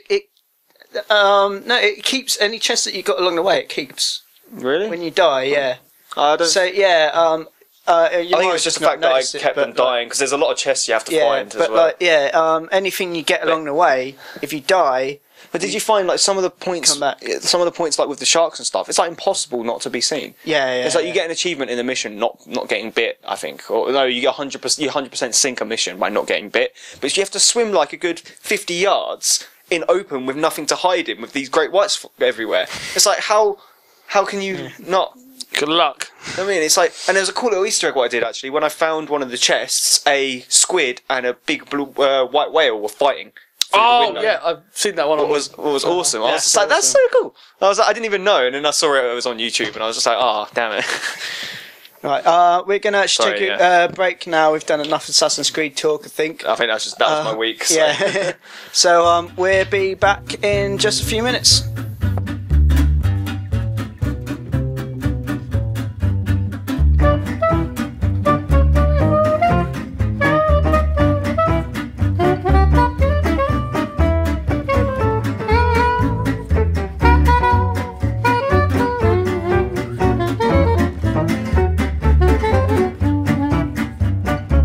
But I think it's mainly because I'm not a PC gamer. I mean, I've never been a PC gamer, and I probably never will. And I like PC because of the whole idea of modding. But then again, Yeah. modding kind of breaks the game. It does do Or that. it Yeah. can do, especially like, oh look, I'm Superman on GTA. It's like, well, That's what my brother does. He claims it's not like cheating, but he has kind like, of is he cheating. plays a lot of games on PC, and now his gaming laptop our dad bought him. But as soon as he gets a game, he doesn't even like start playing it. He'll go straight online, find a bunch of mods, get in and fuck around with the game first. Then he'll play it, and it's like, what's the point of playing the game? You've bought it, you've opened it, and now you're invincible, have infinite money and ammunition or whatever the game is. You're invincible and have infinite everything. It's like the and only then time you play the fucking the game. only It's like, time why bother? I wish I had mods was for games like Skyrim and Fallout, but not stupid mods, like lore friendly mods, like like silly things like, you know, when you're playing Fallout, I would love like just a retextured mod on the faces because it's an older engine. or like a cool new Outfit and gun and shit. Yeah, or like a house or something. Yeah, that's shit like that makes me kind of wish. I had Fallout 3 on PC, but my PC couldn't really run it properly. But I got the best fucking house mod for it, and it was such a cool house. It was a vault. They had done a bit of lore about the vault as well. Oh, nice. And I think it was like a just like one person's vault or something like that, or like a really rich person's vault. Right. Such cool stuff in it. It was like pretty much a vault made for one person, and then there was like a little waterfall in it that you had. I think it had a katana in the waterfall, like on display. Oh, nice. And then there was loads of like mannequins that you put all your armor on and stuff. And I see it things was like just that. well kitted out, and that's what's cool about it. But not like sort of saying like I'm fucking like the Hulk or some shit. Yeah, it's like when like some of the Skyrim mods are really good, like the house mods and the armor mods and shit like that. And it's silly things like, you know, armor's what they take not necessarily from other things, but inspired by other things. But I hate things that break the law. You know what I mean? Like unlaw friendly. Yeah. That kind of ruins the whole point. Because me, I like any RPG kind of player, they like getting immersed into the game. That's the gambit with the getting like the armor and the guns. Though usually they mention whether it is law or friendly or not. But like sometimes you get something that like looks really cool and you really want, and then it's just like, and this allows you to just walk through enemies, and it's like, oh well, what's the fucking point of playing the game? Well, it's like silly things like this. The things that I got, especially with Fallout, is like I really wanted my character to have like a certain set of armor, but with like a hood and like silly combinations. And it's silly thing combinations which I know would look really awesome, but you can't have. Yeah. You know what I mean? It's just like Skyrim was the hood and scarf and backpack mod, where it had like, if you wore pouches and backpacks, it added your carry weight. And it's shit like that. How cool is that? That's really cool. Like, and there's one in Fallout as well, where it's like you can put on a rucksack, and it has like carry weight and things. It's like that. It adds more of like, you know, realism in a sense. Like, have you seen Book of Eli? That sort of style. And I love it. Yeah. Well, I always said if I ever designed an RPG that I would have, it would either be that you could only carry a certain amount of weapons. There's 3 options that I came up with. Is that you could only carry a certain amount of weapons, and that's the stuff that could be held on you. So you could have like 2 pistols or something pistol size. So you have 2 holsters, and then 2 big guns on your back or something like that. Or if you wanted to, like, say, find a gun and then sell it somewhere. How would you? Yeah, well, that is the option, especially with RPGs. You need to kind of have that I'm a big looter as well. Yeah, exactly. But the other idea is that's kind of like that's your gun. That's just your guns, and then anything in your backpack you have to literally go through and dig it out your backpack. So like your backpack could be like just normal size, but you could have like a massive sniper rifle. Yeah. See, that's like, but in the you couldn't say equip it without putting your other gun in your backpack. Yeah. Sort of style. Yeah, and like in that time, it would be like in game time as well. Yeah. So you can have all this stuff, and you can instantly change between it. I'm not going to say like you'd be like if it's gun, you like do that, but like so maybe like in you a sense, can like, switch you know, to like it. Red Dead Redemption style, where or especially like Assassin's Creed again, but I mean they have the same sort of thing where every weapon you see, you actually see. You can actually see it. Yeah. Like, it's not like GTA. Even the new GTA pulls out a rocket launcher. Yeah. I mean, it's like obviously, but GTA will never be like. It will never be like that. Yeah. You know what I mean, it will never be like actually on you because it looks stupid. Yeah, but that's the thing that I think's awesome is like having the gun show. Yeah. And like especially if like. Because you could be like, oh, I just want to have this one gun, and then you could just walk around all the time and just have this one gun on your back. Yeah. Or you could be like, oh, and just be fucking kitted out, and different like build models could say like you could be like, you could make yourself into some massive hench guy, so you could just instead of pistols, you could have just shotguns on your hips, and then like rocket launchers on your back and stuff like that. So like, the bigger you are, or something the like different, but then like obviously your agility would go down. Yeah. See, that's what I liked about. Have you played Fallout 1 and 2? Because the thing is, I played Fallout 3 in New Vegas, and they're like my top joint number 1. I've already said this quite a lot of times. It's the Fallout franchise and the Mass Effect. They're my joint ones. You get on very well with my brother. Halo's like second, and like goes down a bit around that area. Him and Kenny met on GTA, and they fell in love with each other. But the thing is, I met Kenny like I used to go to school with him. Oh, of course you did. So I knew Kenny for years. And then I didn't know him personally, but I knew of him. He dated a friend of mine, and he kind of like was friends with my friends and shit like that. And then when I was speaking to Xbox, we were talking and stuff. And then it was like I was talking, and he was like, "Wait, are you went to William Parker, didn't you?" I was like, "Yeah, I did." And then I was like, "Oh shit!" I mean, we pretty much we nerdgasmed because Mass Effect is so good and shit. But I think it's like I was saying, like I wish they could have. But a lot of people would be mad with the whole sense, you know, like a game with that sort of features, except from RPG nuts. You know what I mean? Like, well, I was thinking also you could change it on like say like Fallout has a new survival mode, the hardcore. Yeah. Oh yeah, hardcore, that hardcore mode. When I first played it, I hated it, but then I realised that for your first playthrough, probably not a good idea. No, but like if you're playing through it again, it's fucking the whole cool, sort of thing of like ammunition weighs you down. That really annoyed me because obviously You need ammunition. You can't not have enough ammunition. Yeah. And like me, I would like, and then especially if you're it really limits you to what you can have, like one gun with some with a decent amount of ammunition, or a couple guns, but you won't have a lot of ammo. Yeah. So or you could have a couple guns that use the same ammo, but then you're still going to run out at the same speed.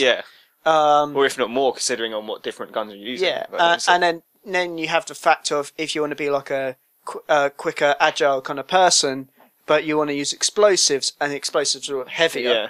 So it's good in a sense. It adds that realism. Yeah, and but that's the kind of thing that I would want to do if I did it. Like so. Yeah, again, I really enjoyed it again. But we're saying you could do it in the same game, having you have the backpack that you have to go through, but instead in the hardcore version of it, you don't have that backpack with the guns. You only have the guns you carry on you. Yeah. And you have your backpack. But then again, the cool thing about RPGs is that you would do that thing where you'll find the unique, really good version of that gun. Yeah. I mean, not saying they would have versions, but there's always like better versions of certain things. Like the thing I loved about New Vegas a lot more than Fallout 3 was the fact that the unique guns were textured differently. Yeah. Silly things like that, like the Wazer rifle on Fallout 3 and the laser rifle. It's the same. They look the same, but one does better damage and it has slightly better reload speed or whatever. Yeah. And it's unique. So you're like, oh, cool. Well, I have to have the unique version because it's just that's the only downside about modding, though, as well, is that it kind of takes away the rare stuff. Like, because it's not as cool getting a rare thing anymore because you've just basically cheated to get this cool weapon. Yeah, exactly. And that's like with like New Vegas when I got the what's it called? The unique laser rifle on New Vegas. It's you find it in the vault. I know what you're talking about. But it shoots green instead of a red laser. It's a green laser, and it has like a stripped naked. It's like the naked parts of it. You can see like the motherboard of like the computer stuff. And then on the back you can see where a computer chip is and wires going into it, and then it has a post-it note on it that says something like the chemicals you need to make ammunition and stuff like that. And it's silly things like that. When you've got that gun, like I had it on one of my characters, he was like a scientist sort of thing. His like science was max. His medicine was max, and he was that sort of like character. I had him in the Vault jumpsuit, the armoured one, and he had glasses with like a hood, and then that laser rifle. It was really fitting with the lore, and I really enjoy playing it because it's like I'm literally playing this awesome character who's got all his gear matches him. Yeah. Where it's like that's what I always like to just settle down with one idea. Yeah. And I go through. That's why I have so many different characters and that's why you replay it so many times, though. Yeah. Like in a sense, it's like I recently just 100%ed Skyrim, all achievements and all DLC achievements. Sod that. Yeah. And it sounds like it'll be really hard. Yeah. It's not hard. It's just time consuming. It's not hard to do it. Yeah. It's just doing quests. Yeah, there's a lot of them. I have to beat that game now because my dad did. It's a good game. And I don't do roleplay games. Skyrim's on the roll. I just don't. I don't know. I'm a short attention span wielding simpleton. I'm quite happy with my shelf is like almost half cheap, shitty first person or third person shooters just because they're easy. See, I love shooters, but I'm not. The only one I was ever really good at was Halo. That's the only one I was good at, so I played it a lot. And obviously, a first-person shooter with actually a kick-ass campaign. You know what I mean? With the story actually better than the multiplayer. Yeah, because Halo was the first ever multiplayer console-based game. Yeah, exactly. Yeah, it's like it had this amazing multiplayer with a kick-ass story. Yeah. Did you hear that they're making Halo 2 anniversary for the Xbox One? It's rumoured. I thought it was confirmed. Nah, I don't think it's been confirmed. 343. I don't think it's been confirmed. I think it's a given though. It's going to happen. But yeah, everyone said it. Like IGN said it, Rooster Teeth said it. Everyone said it. It's going to happen. There's no. It seems as long as it comes out on the 360 as well, because I'm still rocking one of those. It'll be Xbox One probably. Because if they haven't even started developing, you're looking at a 2-year development. Well, that's the thing that I reckon they probably have. At least 2 years, even though they're going to have the same game, but they have to retexture it. They should put it on the 360 because that way every single Halo would have been on the 360. Because they did anniversary the first one, so really all that's missing from 360's collection of Halo games is just Halo 2. So for that reason alone, I reckon they should release it for the 360 as well as the one. I think this is the fact that I don't really. Obviously, I think it should be, but it won't bother me if it's just one because I will get the one. Yeah. So it's like, but how, in my opinion, my favourite Halo campaign was number 2. You know You know, you're half the Arbiter, half Master Chief. And it's like, how good is that kind of That's look? mostly people's least favourite ones, but I agree. I really liked it. I wouldn't say it's my favourite one, but I actually really liked it. Though. Yeah, I think it's it's my personal favourite just because number 1 was so good, but I never actually owned it. The first one I actually owned was number 2, and the first one I ever went online was number 2. See, I never played either of the first two. I was an avid. But the whole thing fanboy. that was great about the number 2 was the whole dual wielding. Take out 2 SMGs, which you apparently forgot how to do between 2 and 3. Yeah. But I think I don't know. I think that it will be such a good game, especially for the die-hard fans. Yeah. Like it's the same like Anniversary. When Anniversary came out on the 360, how good it looked. You know, when you're in game and you press the back button and it goes old to new. Yeah, it actually kind of blew my mind a little bit. It's just a retexture, but it looks so good. See that could, because I never played the first 2 Halos. I was too busy being an avid PlayStation. I never liked the Xbox. And then Halo 3 happened. and much like thousands of millions of other people, Halo 3 happened, and I was just fucking jump ship and never look back. But because of that, I never played the first 2 Halos. So when Anniversary came out, my other half had been a Halo fan back in the day. So when Anniversary came out and I bought it and we were playing it, she basically finished the game for me. So much louder. Because we did it. Sorry. No, it's just without the headphones on. You're allowed to in with. We did it. We played through it together because we've now gone through, I think, almost, apart from Wars and Reach, between us we've gone through all the Halo the Reach games. campaign's very good. Yeah, we just haven't got around to that one yet. Yeah, I think it's. The thing is, I would say it was my favourite. It's good because it's personal because it's your Spartan. Yeah, exactly. Yeah. But you're not Master Chief, so that's why it's a bit for me. You don't have like number 4. I think had the campaign on number 4 was so good in the fact that hits you right in the feelings, doesn't it? You know what I mean? Like the whole thing with Katana and Master Chief, you never see the kind of the empathy. The whole thing with that was that they were going with how human Cortana is, but how robotic Master Chief is, and it's like the opposite of what they are. The contrast between the two. Spoiler alert, but I mean, you know, the bit at the end when he's like, she told me about being a machine, when she was a machine, an AI, telling him, don't be a machine. Sorry, she said that to me once. And then it's like, you can see him like, kind of breaking down, and it's more emotional. Yeah. I mean, it's like, and that's what I really liked about number 4. That's why I say it was a good campaign. Yeah, and I think the thing is, 4's good campaign, but I think that it doesn't have that. That's breaking down everything for 5. Yeah, of course. That is just like, in 5, it's just like Master Chief is going to be like just a raw nerve. Like, yeah. I imagine Cortana's not going to be in 5, but there's going to be some idea of her. Yeah. And then 6. We get See, I thought that was a risky fucking move. I know that Flood are going to be rejoining the franchise. Yeah. See, that pissed me off. Yeah, that wound me up. It's kind of like they're revitalising the thing that we sent fucking 3 games trying to destroy. Not even that. Yeah. Not even that. It was the fact that we had 3, and that game was phenomenal. And I've since obviously played Anniversary, so I know like most of number 1. Never played 2. But then we got these other games. We got Wars, we got Reach, we got ODST, which I never liked ODST.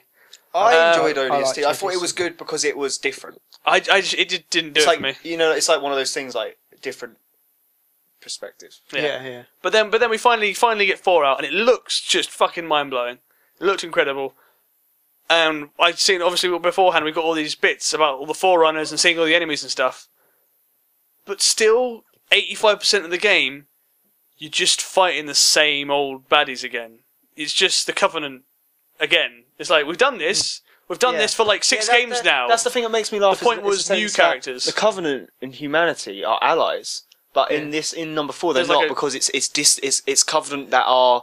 It's like a spin-off group of they're rebels. so far down because they're so far deep into the galaxy that these Covenant don't have connections to their government, so they formed their own sort of legion, which is understandable. It makes sense. It really does. But it's annoying as a game. I just thought it was lazy.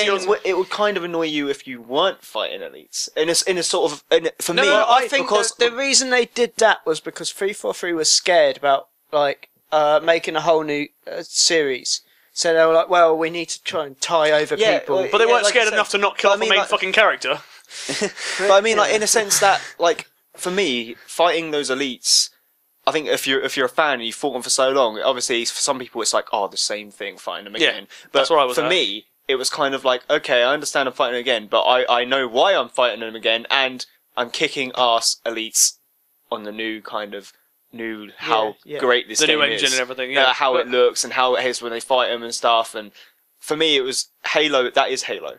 You know what I mean? Fighting being a big robot dude punching aliens. That's Halo. Yeah. I mean, when I was a kid, that was Halo, and now it's Halo. And I think, if anything, fighting the Forerunners kind of pissed me off in the sense that I felt like number 4 to number 3, everyone was like, "Oh, it'll be so seamless, you won't even know it's a new developer." Well, yes, you so know. Just by picking up the controller, you can tell it's not Bungie. Absolutely. You know what I mean? Even by playing it, doesn't mean it's bad. It's actually in every way, aesthetically, in every way, it's better. But it's not because it doesn't feel where. What was it? Where Reach feels like Bungie. When you play it, feels like Bungie. That's the whole thing. And it's weird how a game can kind of have a smell. You know what I mean? It has its own like no, you just pick it up and you're like, yeah, this is them. But it doesn't mean it's bad. Like in my opinion, Halo 4 was a really good campaign, but the online I suffered with a bit in a sense that it's because Halo Reach for me was my Halo online game. Everyone has their one Halo online game they really like. For me, it was Reach. Like Halo Reach online, I still my KD was like 7 point something. You know what I mean? I loved it so much. I think 2 was my gateway drug. But funny enough, I played 2 only on Xbox 360. Yeah. And I got an Xbox. I got Dead Rising, I think, was the first game I got.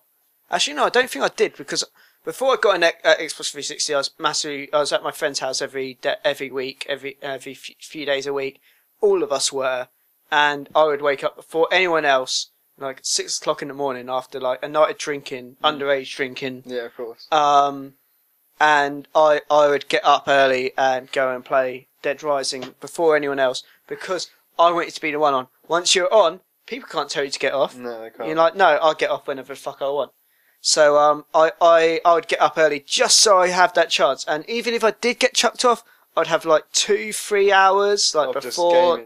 So I remember the first So what would you say? What was the first 360 game you played? Well, yeah, Dead Rising was the first 360 game I played, but that wasn't mine. And then when I got my 360, I can't actually remember what the first game I bought for it was, but that's proves how much good Halo was, because I had that, and then you kind of didn't want anything else at the time. Yeah, well, I had this 360 game. I can't even. It might have been. I don't know. It wasn't Cameo. Oh, you loved fucking Cameo. Yeah, we used to go. Started on Cameo. We used to go into game just to watch Carl play fucking Cameo. I really enjoyed that game a lot. We used to. Yeah, we'd go down to Game Station. Game Station, sorry. Every day after Game college. Station, what's that? After college, we would go down to Game Station and play Cameo. 2-bit second-rate shitty little shop. System there, and I think I played it so much that I don't think I actually bought it. No, I don't think you ever did. I can't remember what my first 360 game was, but I think it was in Morrison's. I saw Halo 2 on sale, and I was like, fuck it, I'm going to pick that up.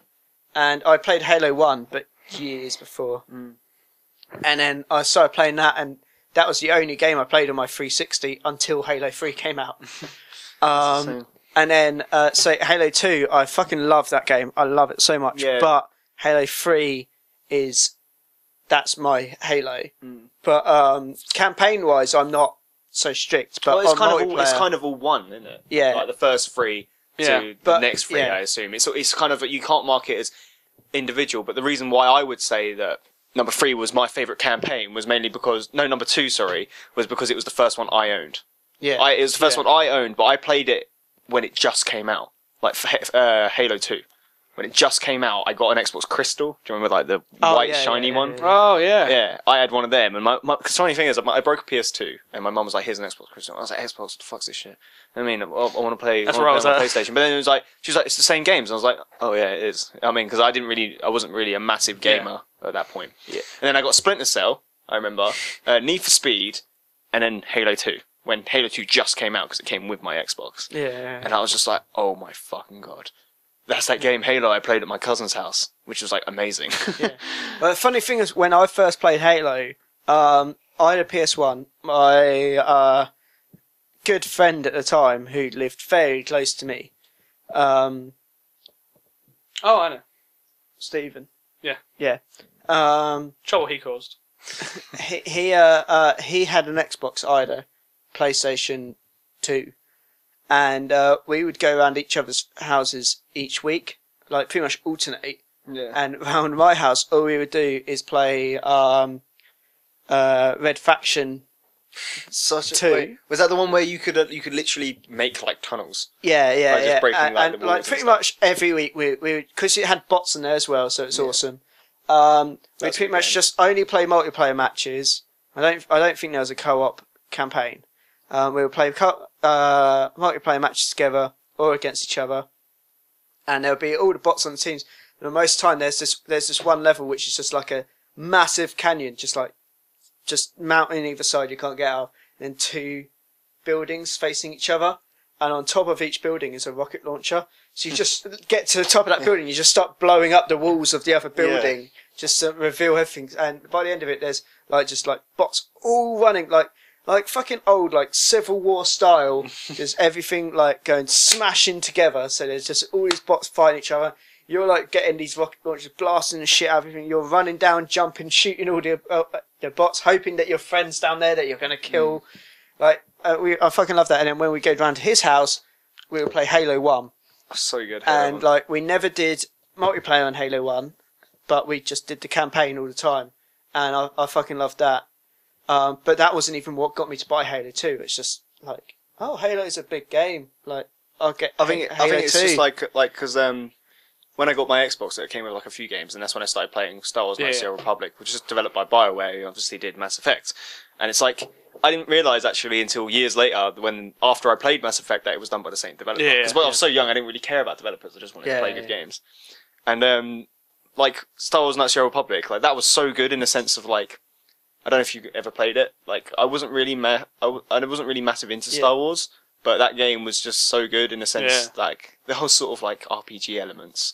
And I was like, wow, that's really cool. I've never played a game like that. And I think it's I don't know, like you're saying, like with like Halo and shit, it's just like you have those trademark games, don't you? And it's like the reason why Halo, in my opinion, did so well was because it was a first-person shooter, one of the first, obviously, to go online. But it was a first-person shooter with a decent story.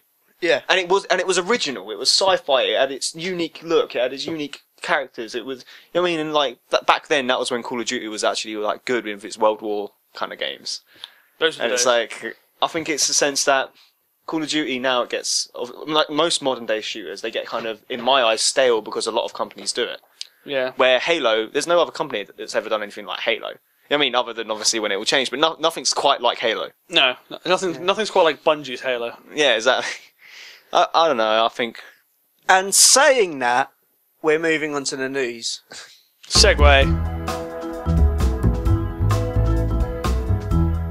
Oh, that's right. Fucking segue music. There's music. Yeah, there's music. Oh. And he dances like that to it. All right, so we'll start off with what I just looked up of Halo 2 stuff.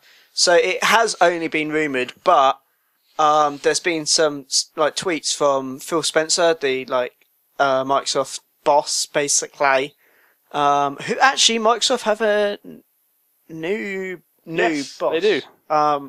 I missed the news of that last week because me and Noah were knackered. But anyway, so Phil Spencer said on Twitter about like getting questions about like the rumour of Halo 2 anniversary. He said, "Never get tired of questions on what's coming." And then someone questioned the actual box art itself, and he said, "Just can't always answer as we need news at events."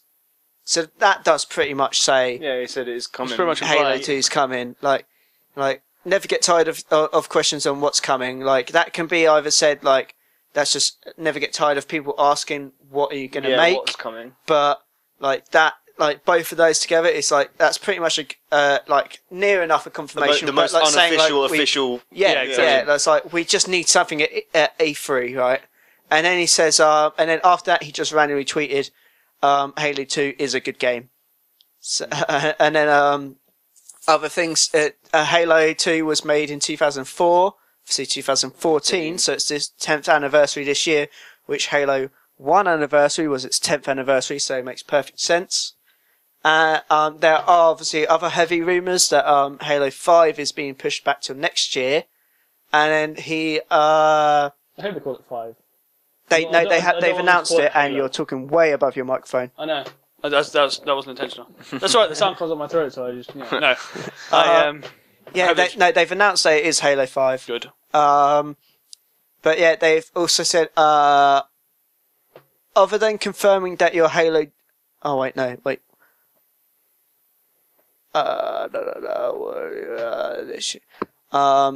Officially, well, I'll just read this. Officially, Microsoft isn't commenting on the tease outside of confirming that Halo title will be released for Xbox One this year.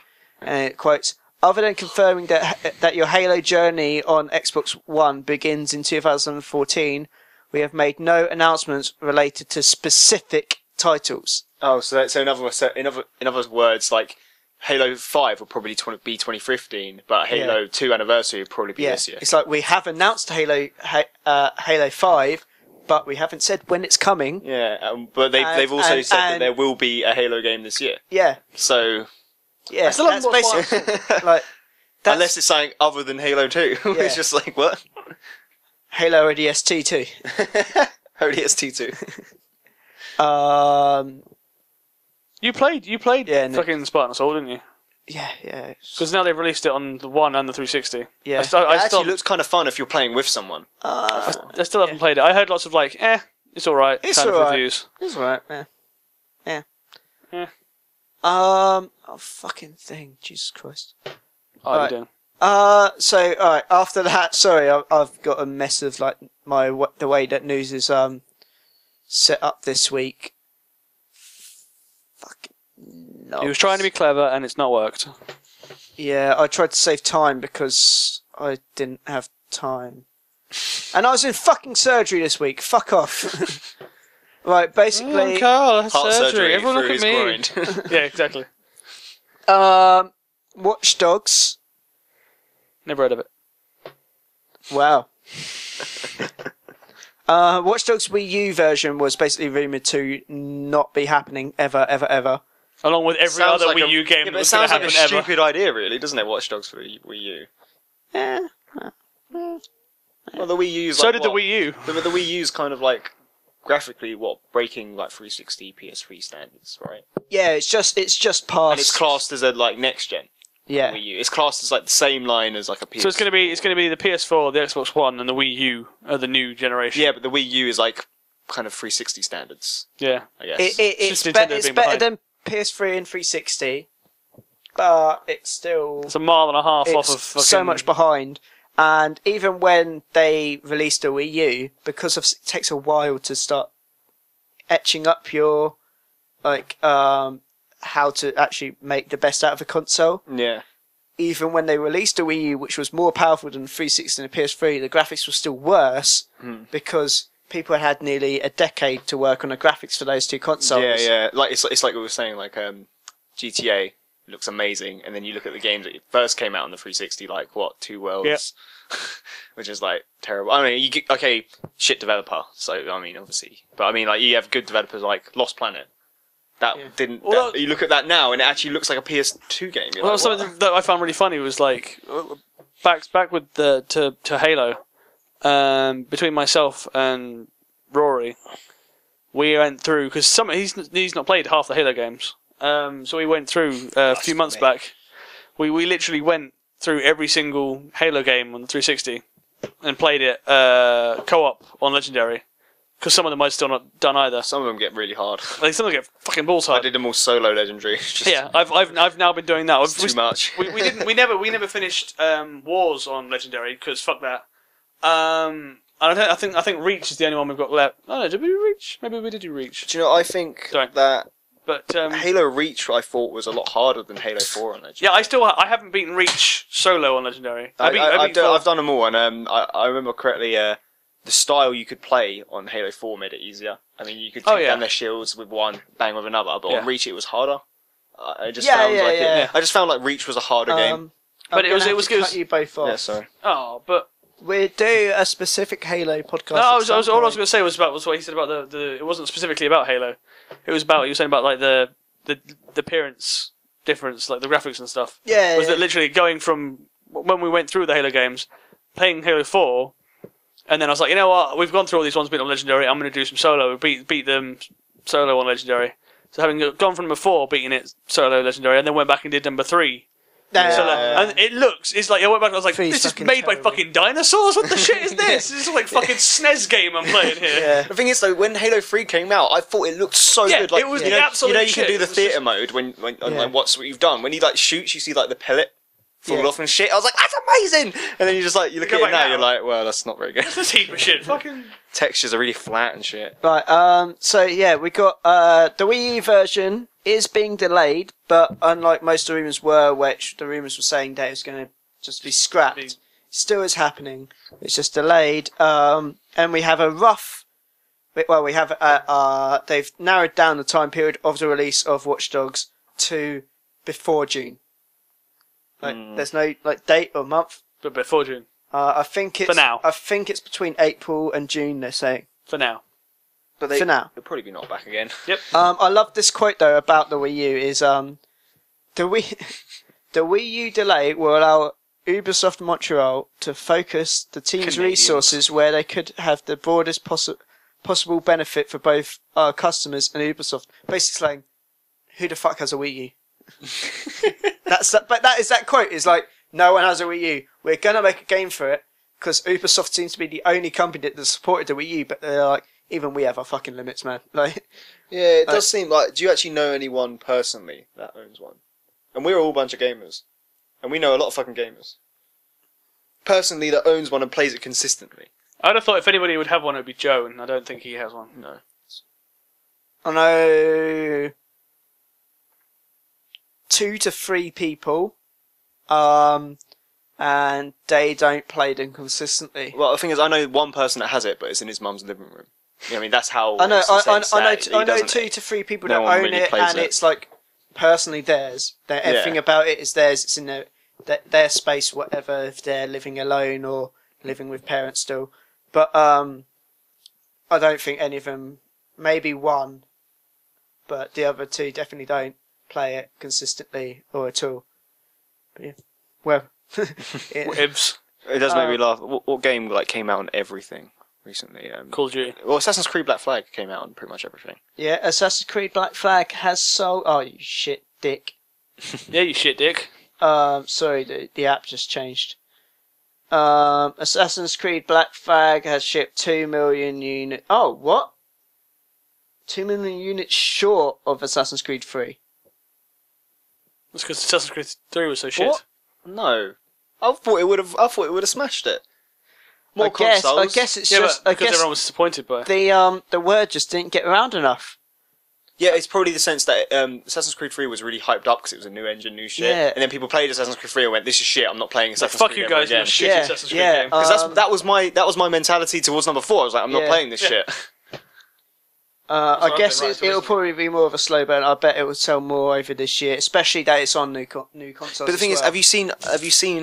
I've played it. Well, I haven't played. I've seen it played on the Xbox One and the 360. Obviously, I have it on 360. Yeah. But graphically, the only thing that's changed, physics and everything, and lighting, kind of looks really the same. The only thing that's changed a lot is the textures are a lot more high res. Yeah. Apparently, also the rain is better.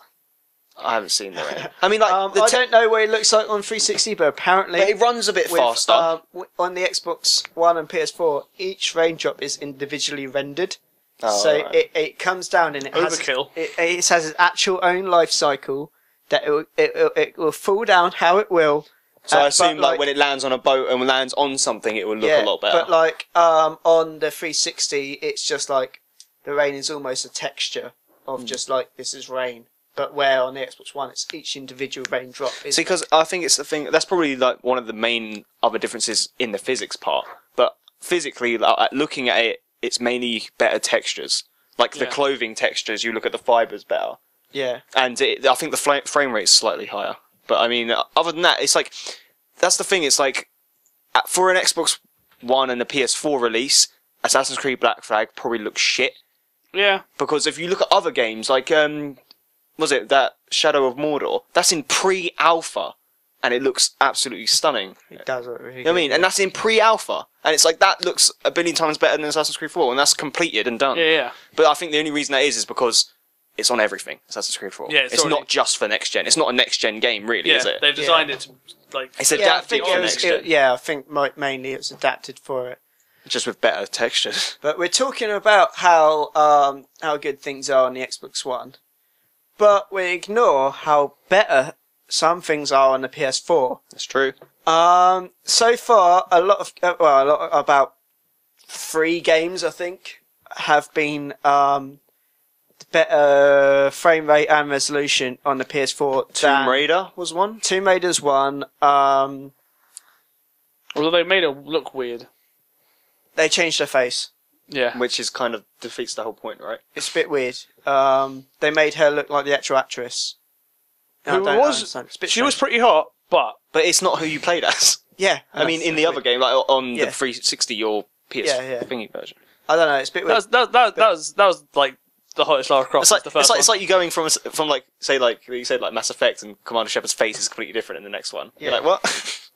Oh yeah, we're using the actor's face now. Why?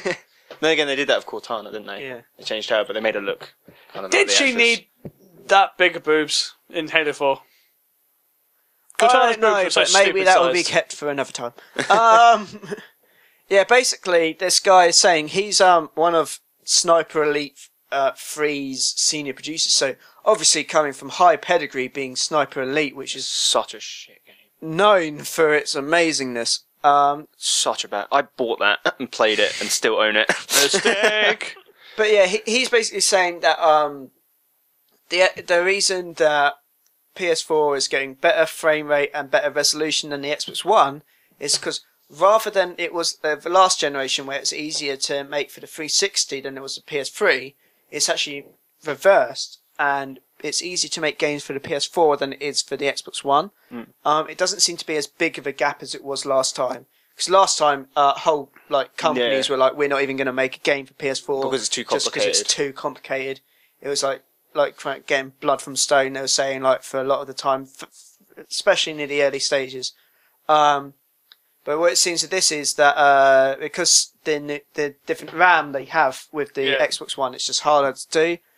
But he's saying that there is potential in it. It's just going to take time for people to learn. Well, it'll be kind of how it was originally then with the 360 and the PS3. It'll be like at first it was hard, but then eventually kind of games started getting to the same standard. Yeah. I mean, but it's not necessarily the software; it's the way they're kind of built together, isn't it? It's like you have to build things differently. If you're building something in Lego or Jenga, you know what I mean, it's literally the same. You can eventually build the same shit, but it was just takes a while to kind of get used to it. I guess. I don't know how you compare Lego and Jenga, but like, blocks are blocks, my friend. Lego and Mega Blocks, maybe. I was gonna say Mega Blocks. Now I feel silly. Jenga!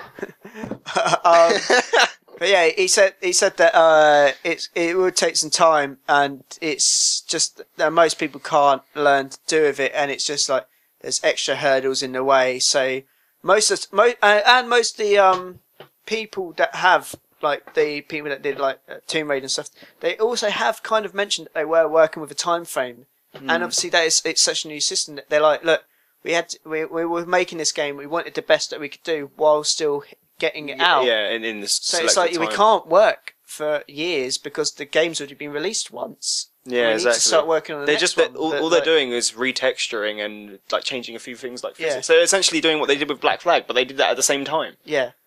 Yeah, but so and the thing is, there's a lot of stuff they just mentioned, basically the same stuff over and over again in this article. That he does mention, though, actually, he does make a big point that the Xbox One is a multimedia hub. Yeah, and it's the not PS4, solely for one thing. Yeah, and he says the PS4 is a gaming console. That's it. And he says he does make out that this is a big issue. But then he still rounds out with saying that, again, it's not in the future. It's not going to be that big of an issue, and he does say that Microsoft are coming out with a new developer kit that's going to make it a lot easier for them to make higher frame rate and higher resolution systems. So it just seems that Microsoft. It's kind of it really is kind of like reversed in a sense that the Xbox 360 at one point solely played games, and that was it. Didn't even have a browser. It had nothing. So is the reverse. And then now the PS3 was really complicated because it did slightly more things, like, you know, it was more connected to the internet with you know, like, yeah, Blu-ray. It had all these extra stuff that made it harder, and it's just reversed. Yeah, it's them trying to what it is. It's them trying to one up each other in technology. Yeah, and it's like the technology's the same. It's just ours does a little bit different variety, but ours can do this thing, but really good. Yeah, exactly. You know what I mean, but it's like I think the problem with the PS3 was that they were actually, with all that multimedia stuff, they were too ahead of the time. Yeah, I think like so. People weren't. They tried to make this generation. By the time that it came out, people just weren't ready for that kind of thing. And then by the time fact that it was like £500, yeah, as well. and Microsoft had built up this like great gaming console, and then by the time that people were actually interested in the multimedia stuff, they had stepped forward. It's like pacing, isn't it? They had paced it perfectly. Yeah. This time,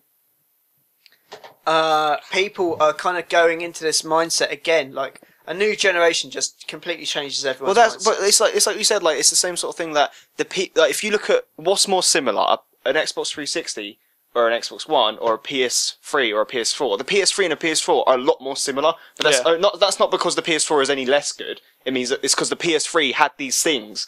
Like, think about it, like the 360, we've upgraded it with obviously a Blu-ray player. Yeah. It's been changed with the way the way obviously it takes information, the way you build the games, the way it does these multiple things. Yeah. When the PS3 kind of was already doing that, but not as good, obviously, because they were limited by technology. But the ideas are essentially this generation. So the PS4 and the PS3 are more similar than the Xbox One and the Xbox 360. Yeah. There's more of a gap, like technology gap, not just technology, but the way it's built. Gap. Yeah. That's the thing. Xbox constantly has this. It has two OSs running, so it has your normal system and then the game's running, and a normal system will hold whatever app is running. And I tell you, it's really cool, and it runs really smoothly, and like I can just jump between these things. If it's two things that I've got open that I want to keep jumping between, it's so fucking easy. Yeah, even if I'm not saying, like, so even if it's not snapped, it's like I can just keep jumping between them.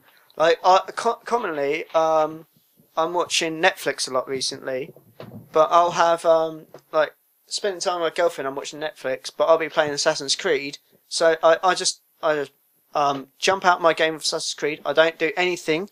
Don't like go to a save point. I literally just I just press the guide button, go to the dashboard, and start watching something. I go to Netflix, or like literally while I'm playing the game, I just say Xbox, go to Netflix. Listens to me perfectly, goes to Netflix, and then I'll be watching that with her, and then either say she leaves on the next day, I've turned the Xbox off, I turn it back on, click on Assassin's Creed, and it loads exactly where you were. And it's so it kind of destroys the element of saving the game, in a sense, because it's like always kind of obviously unless you want to revert back, but it's like keeps it there. Yeah, and every fucking time, like eventually it's going to wear off, but every time I'm just like, man, that's badass. That's so cool. I think it's like silly things. Like a lot of people, there's a lot of people have certain problems, like going from the 360 to the Xbox One, and the Xbox One, they're actually kind of update and change things about like the guide button. A lot of people are angry in the sense that it's harder now to find your friends and join parties and things like that. Yeah, saying that it's slightly more complicated. So the Xbox have announced that we're going to make it a little bit more user friendly, because it feels like some people feel like they've kind of gone backwards in the sense that it was easy, like the 360, you had the guide button, bang, friends, messages, everything's there. They've taken something that worked perfectly and broken it. Oh, for some people it will feel like that, obviously, because I think it's because if you're used to the way something is, and it's slightly different, you kind of, but I think, I'll tell you, they said that they're going to make it slightly more user-friendly in a sense. Get used to using the Kinect for everything, and that is faster than you fucking exactly, but a lot of people... But, I'm sure, but it's like, you know... But if you're used to doing it, or if you say just don't like talking to your Kinect, it is a little bit bulkier, it's a little bit harder, they haven't quite refined it. They are saying that they are going to address these issues. And there's a new update coming out within a few days. Yeah. That's basically that's only a few small updates. Like you can see your battery life of your Xbox, you can see your storage. Controller, And then before Titanfall, about 2 weeks before Titanfall comes out, they're releasing a big multiplayer update to do with parties and friends and that kind of thing. Because I heard that, like you said, with what was I going to say? It was about the way the controller. I can't remember what I was going to say now. It was good. I think if I can get into it. It was about updates for the new Xbox. Yeah. Fuck. Never mind. I can't remember what I was going to say. Just left my brain. Oh shit! I think the same thing. One sec.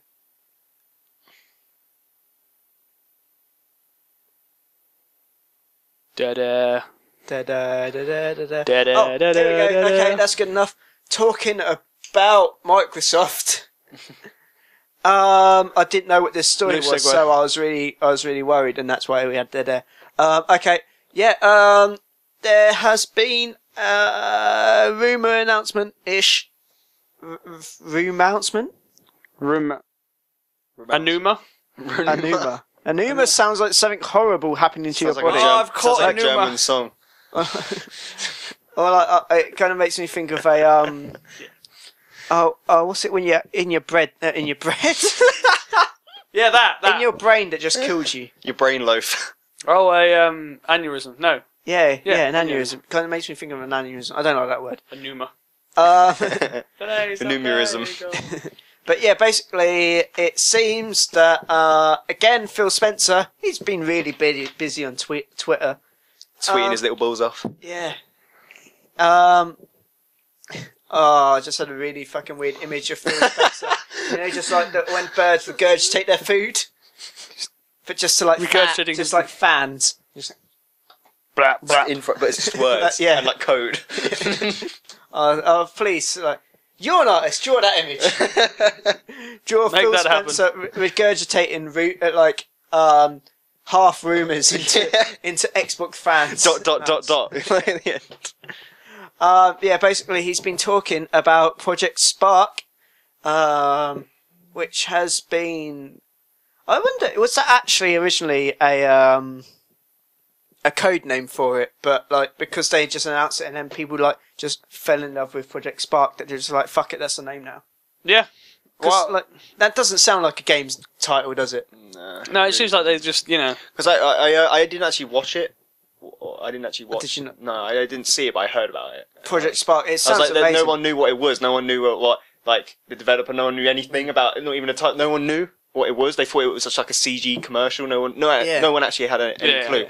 But what I thought it was when it got described to me was kind of like, you know how Crytek advertised the Cry engine. They like put a car and they like did the thing. So it's just them advertising their software. Yeah. So I thought Project Spark maybe was just what they used to run what they showed. Yeah. That's why I was confused. It's like, is it a game or is it a... Yeah, at a later thing they kind of went more into it, and I think they kind of like made it seem. I think a lot of people did think of it like that. But Project Spark is basically Minecraft on acid, which is on acid. So... I mean, Minecraft is still pretty Acidception. Acidception. Acid within acid.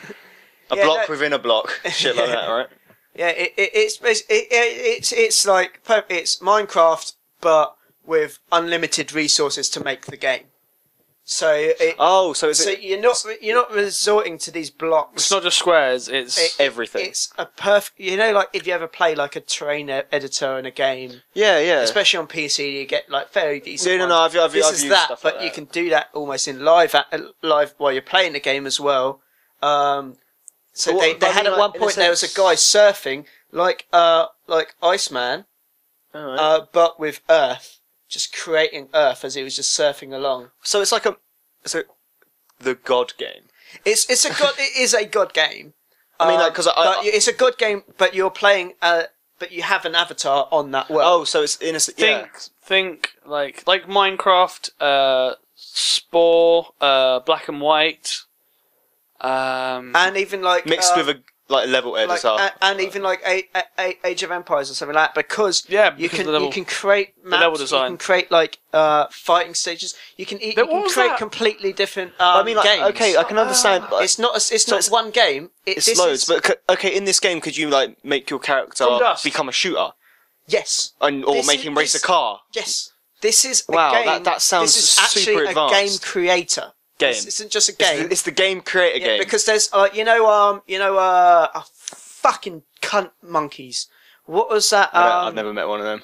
What? Pretty cool. The ball that rolled around and shit. The ball on PS1. Oh, fuck. No one would know what I was talking about. No. We have a copy of it in Cooler World. Cooler World. Yes. Yeah. Someone created that in this game. Oh, wow. You can create that, and you can have proper first-person shoots, or you can just do the simple game. But I mean, surely that means that if somebody picks up the game and they're not very creative, that they just wouldn't like it. Because I assume because they can find other people's games. Oh wow! Everything that is sounds uploaded, so complicated. So what's that for? Like Xbox, PlayStation, or just only Xbox One? Really? Yeah. I bet that pisses off a few people. I mean, that would piss me off if it was just for PlayStation. Yeah. It looks fucking amazing. Like, we watched it and we were just like, alright, I'm just gonna have a shit on Minecraft now. like Minecraft, literally, like... Yeah, Minecraft is like Lego with infinite bricks. I'm like, everything with infinite everything. Yeah. You're going to see the most creative dicks you've ever seen when this game comes out. The resolution on these veins are going to be insane. The awesome thing was, they had like the basic game running, which is like kind of like, it's a Minecrafty game. The guy created like a little village, and he just literally put a thing down and it created a village. But that means created the village perfectly to the area that was made. Yeah. So he didn't need to make the houses. He basically hid it. There was like a circle. But could you make the houses, or I is it believe so, things like preset? This was like the basic version of the game, but you can make. Can you imagine like the updates and patches? And things like that? God. But he had like a circle. Space mode. There was like there was basically just like this kind of island that he created, and he was just like, he put a town centre there, and around the town centre it was like, so town centre spawns a town.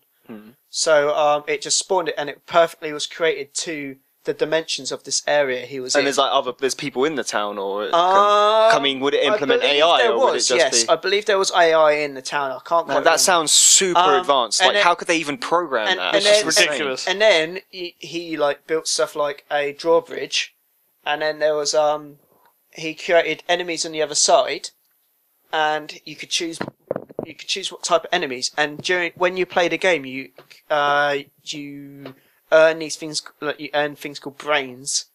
So you can basically animate an inanimate object. So there was a stone, and he put a brain in the stone and made it a warrior.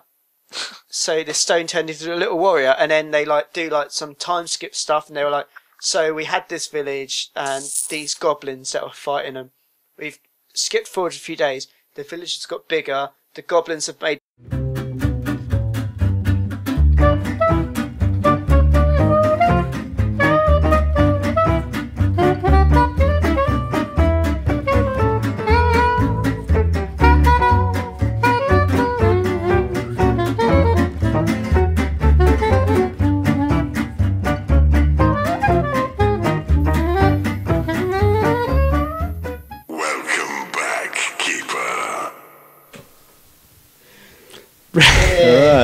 Okay. We're going to talk about Dungeon Keeper. Sorry, we just had technical difficulties, but I ignored that to be able to do that bit there. So we're coming back. We're going to be talking about Dungeon Keeper, which has been EA's Dungeon Keeper. It's been getting grabbing a few headlines recently because of how fucking shit the game is.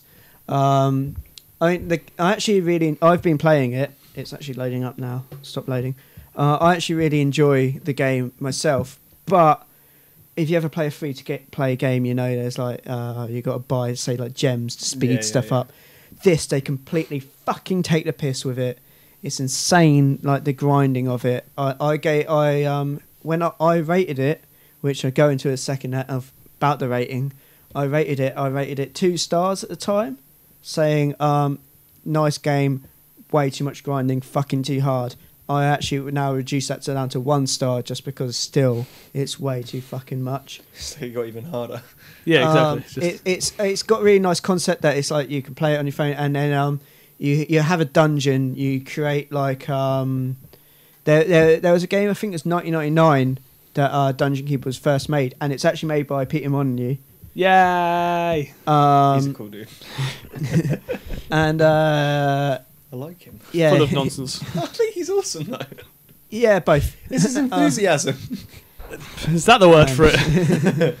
But yeah, this game is just like they say, it's like a bastardized version of the original one. It seems really fun. You can like go into your friends' dungeons and like try and like. There's a heart at the center of the dungeon. You've got to try and get into the dungeon and destroy the heart. So it's like invading forts kind of thing. And then you defend yours and stuff. Well, you don't actually have to defend it automatically. Yeah, but it's okay. But you set up traps and stuff like that. It's really fun. I actually really enjoyed it. But it's the grinding and the shit and how they've just haven't leveled it off in the slightest. Everything about it feels like it's a money grab. And then what's mainly been getting the news recently is the rating system, which pretty much every phone app you play, it says, do you want to rate this app? Yeah. Or it tries to get you to rape it. Yeah, Rape it? Rate it. And obviously they try and they try and steer you towards like rating it 5 stars. Somehow they might just be like, there might be a big button saying rate 5 stars, and then there might be like the small like text underneath like going like, oh, choose a rating here or something like that or whatever. With this, it's the worst way that I've ever heard of a company doing it. Has to be 5 stars. Nearly, right? You can get, it says rate it 5 star. No, it says 1 to 4 stars rating, and then it says 5 stars. If you click on 5 stars, it takes you, I think this is only on Android. It takes you to the Google Play Store, and rates it 5 stars. And then you can give a review or whatever if you want. If you choose the 1 to 4, it takes you to an email form, which sends a email off to the developers. I think it's Mythic Games. I think developed it. That's a lot of effort. It's not even. That's not even the thing though. It sends this email off to them, but if you decide to rate it 1 to 4, it doesn't actually get put on the Google Play. That 1 to 4 has been sent to the developers, not to the Google Play Store. So you haven't left it a rating on the store at all. So it's either, so it has to be 5. It'll only show up as a 5-star game on Google Play Store. Almost, unless you actually go through the Google Play Store manually, find the game again. Yeah, but who's going to do that? I did it.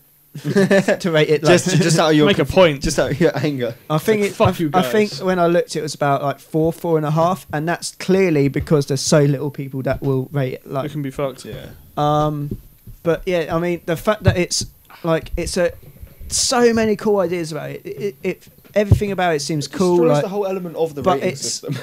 But well, the fact that they fail on so many fronts, that they're too money hungry with the game, and then along with that, they just fuck you over with this shit rating system that's like can't even be excused in the slightest. They're like, oh yeah, well we just want the like the ideas of people why the game's not very good and stuff like this.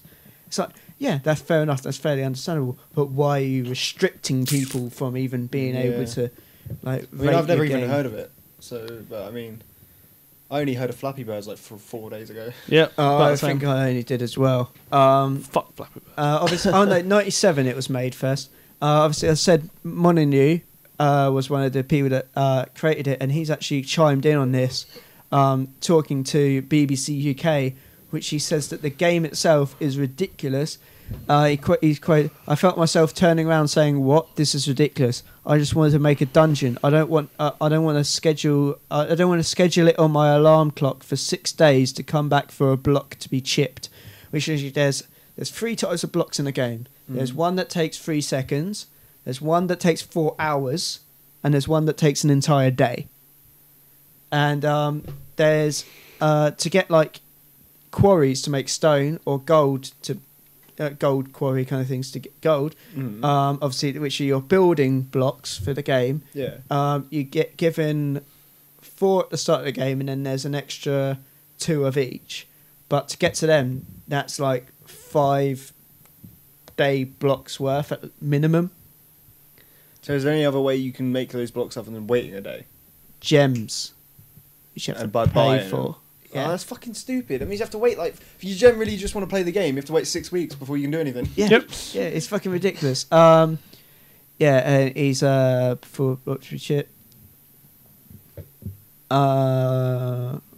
Yeah, that's just saying the same thing. Yeah, it's fucking stupid. He doesn't really say. He says that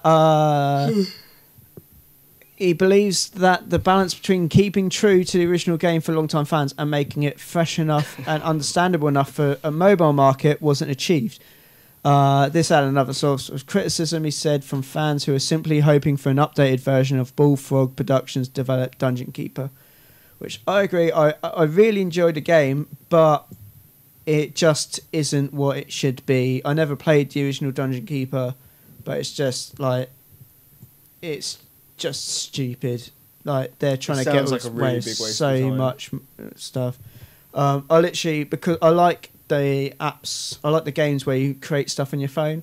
I like have that and a few other things. So it's literally I just jump on and click a few things, and that's it for like a few days. I just click on a few things. Tried to get into that Simpsons game where you make like a Simpsons town and shit, but Oh. I got really bored at it. It's My like, other half's into that. It's basically the Sim City game that they had on Facebook. Yeah, SimCity Social.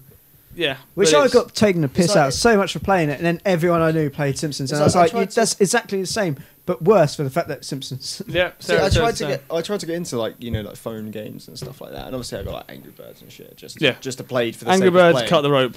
Yeah, That'll do. yeah. That's pretty much Angry what I Birds, got. Flappy Birds. But Fucking- but the thing is, it's like I don't see the point because I don't have the time you play it in places like when you're waiting at a bus stop and when you're doing things like that. But On the toilet. I don't do things like on the toilet. I'd rather go on Facebook on my phone or YouTube on my phone. On the toilet, I'd rather go to the toilet.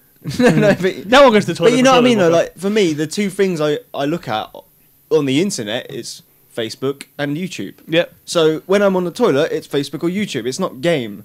Yeah. You know what I mean? And the only time I feel realise I got a game is when my girlfriend's like, "Oh, can I play a game?" And I'm like, "Oh yeah, I got games." So I Well, downloaded loads that's like what- Tetris and stuff. I prefer these less intrusive games, which are these like building games and stuff like that, or like you just go in like it's like, oh, I collect a few things, and then I collect so much stuff that I've got stuff waiting for me that I don't have to spend money because like every few hours I just go in, like Yeah. I collect some coins, and then when I want to play the game, I have enough stuff that I just go in and make stuff. I do like those kind of games because it's just like if I'm on the toilet, I just go bim, bim, bim, bim, bim, bim, bim, tap my money that I'm collecting, Yeah. and that's it. But since we're talking about mobile games, and I did say Flappy Bird, and you both seem to be seething about it a No, bit. see, the thing is, like I said, I only heard about it like 2 or 3 days ago. I think I heard about it in the same time frame. This game has been out since August, I think, last year, maybe Really? earlier. And it's only exploded in the last month. Yeah, Well, like, it week. started. Yeah, exactly. The last week, literally Yeah, this it week. started getting some like big downloads from December, and the influx was so much that people thinking that maybe it was bots that were doing it. Yeah. And then over since like I guess from that influx of downloads that pushed it more into the public domain, and then more people, actual people, would get if it was bots, actual people. Otherwise, It sounds like whatever. Flappy Bird. It just sounds like a rip-off of Angry Bird. Yeah. Yeah, it's not quite. Yeah, I know. It's It's not, a but, completely like, different game yeah, when you it play, sounds but, like- I mean, like if you look at it, like if you was to look at the little Yeah, icon, you just look at it and Flappy you hear Bird the with a name, bird, yeah. you think it's just like a rip-off. Yeah. When I first, I didn't even see a picture. I just heard the title, and I was like, Angry Bird rip-off game, whatever. But yeah, this guy, he created it, and he's a Korean, I think. I don't want to be too like racist against Asians. You saying Korean like that probably was. Ah, Korean. No, he might. I think he's Korean. Korean, but he might be. Oh no, he's Vietnamese. I'm pretty sure he's Vietnamese. Actually, I'm sorry. I'm not. I can't even. Oh no, yeah, there you go. Based in Vietnam. He might not be Vietnamese, but he's in Vietnam. Just like my name's Greg. His name is Dong. Sounds Sorry. Dong. Ewan. Ewan. Newen. I think it'd be Newen. But he has a moustache. Dong Newen. Basically, yeah, he's created this game, and it's like seemed to have blown up, and especially as you said, like over the last week or 2 weeks. And he's now saying that I'm sorry, Flappy Bird users. 22 hours from now, I will take Flappy Bird down. I cannot really? take this anymore. It's already down. It's gone. Really? Yeah, it's, Yep. So you it's can't already- even play it now? No, you can play it if you've got it, but you can't download it. So you can't download it. Yeah, I downloaded it like 2 hours before it got taken down, just because I like wanted the reference to see what this game was. For real? It's you can't download It's it gone. now? Yeah, Can't he took it download down. Yeah, What? he was making before he took it down. He was making $50,000 an hour a day A day, yeah.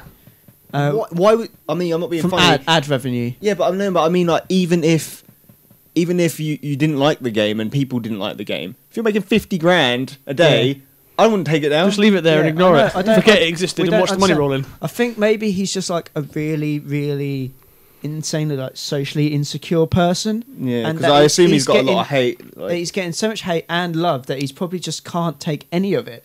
And he does say, I just can't keep it anymore. I just can't take it anymore. This kind of stuff.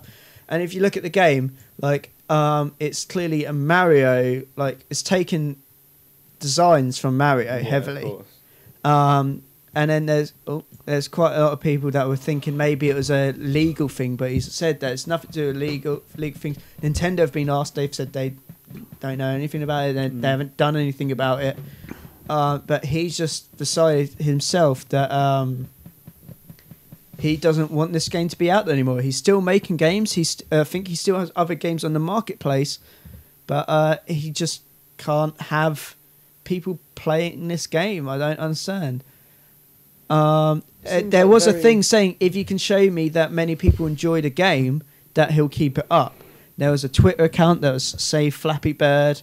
There was all this stuff Yeah, that but what happened. about people and- now that generally played the game, like the game, and want to download it? Well, yeah, They that's can't now. that's the thing. Yeah, that's what there was people saying to keep up. He won't. He's decided just to take it completely down, and he won't sell it off. He won't give it to anyone I else. bet some people will pay a lot for it as well. Yeah, I'm saying he's making $50,000 a day, and now with all this free marketing from all this, imagine how much they could make now. As they say, Yeah. Flappy Bird's back. Yeah, new and improved Flappy Birds. Yeah, and maybe even give it a redesign so it's not stealing Mario's pipes and like level design. Flappy Birds 2. I mean, or some Yeah, shit like that. imagine that. Like, but no, he won't. Like, just sell it, man. Just if you don't want to have it, just fucking sell it.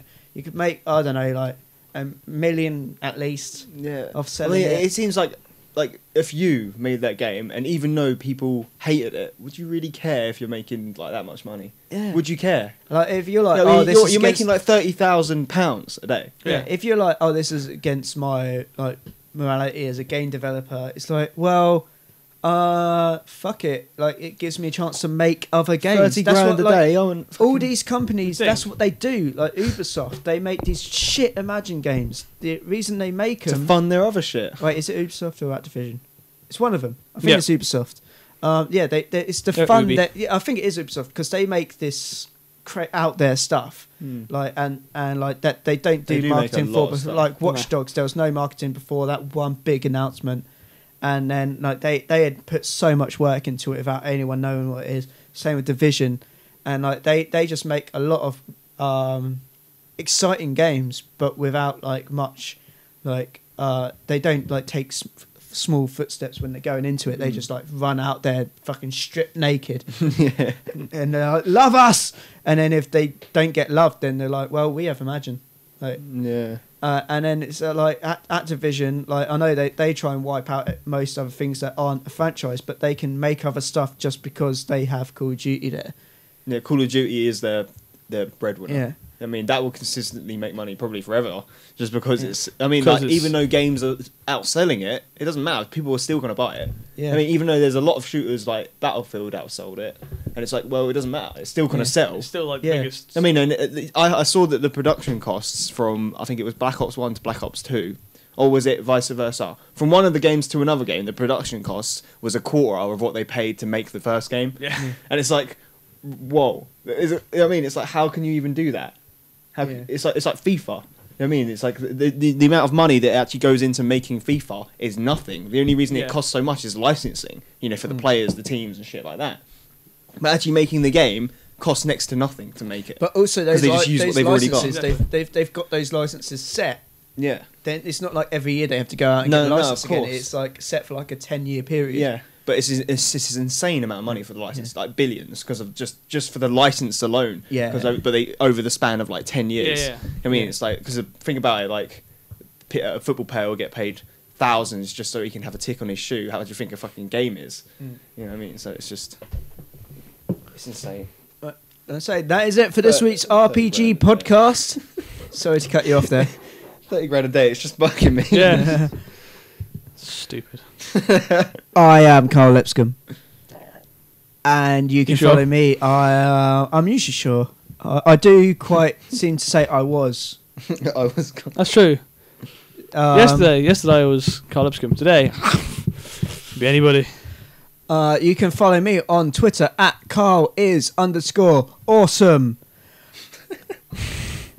And today I have been joined once again by my great co-host, the bearded wonder. Thank you. AKA Small Face. Dom What? Giles. Small face. I guarantee you my head's bigger than yours. What's your Twitter account? My Twitter account is @OnlyDomGiles. My face is still bigger than yours. Is there anything else you want to plug? No, the contest. No, I'm sorry. I'm sorry. My face is way bigger than yours. I have a massive head. I can't wear hats. I win. And for the second time, I have been joined by the marvellously tattooed Jake Evans. It's been good. You do have a Twitter. You don't really use it, but what is it anyway? It's Omega JE Twitter. That's it. Yes. This is my Xbox name. Shit. I Yeah, use it you for want to everything. announce that? Do you? Yep. Yeah. Yeah, go. So his gamer tag is Mega J, and that's J is and Jake Evans. I feel like we should give out have our gamer tags and stuff places. So Yeah, if people you want can to give add it us out, give it out. I said plug anything you No, want. I mean maybe on the site or something. What? So you don't want to give it out here, but you want to give it out on the site? It's like I can some, give it out some, here Some if you person's want. watching this right now, going, "Oh yeah, that really goes." You have to go to the site. He's like, So fuck that shit. I would. I would if I can go to the site for it. Fine. My gamer tag. "Gay tag, My gay tag is New Breed 5000. new breed, Yeah. lame." I know, right? Like more like noob Like read. MC Super Snipes 125 or something. No. Small X, big X, MC Super Snipe. 69, big X, small X. See, my gamer 420. tag was so good at the time because I'm the Omega JE initials, and then my friend is the Alpha MH.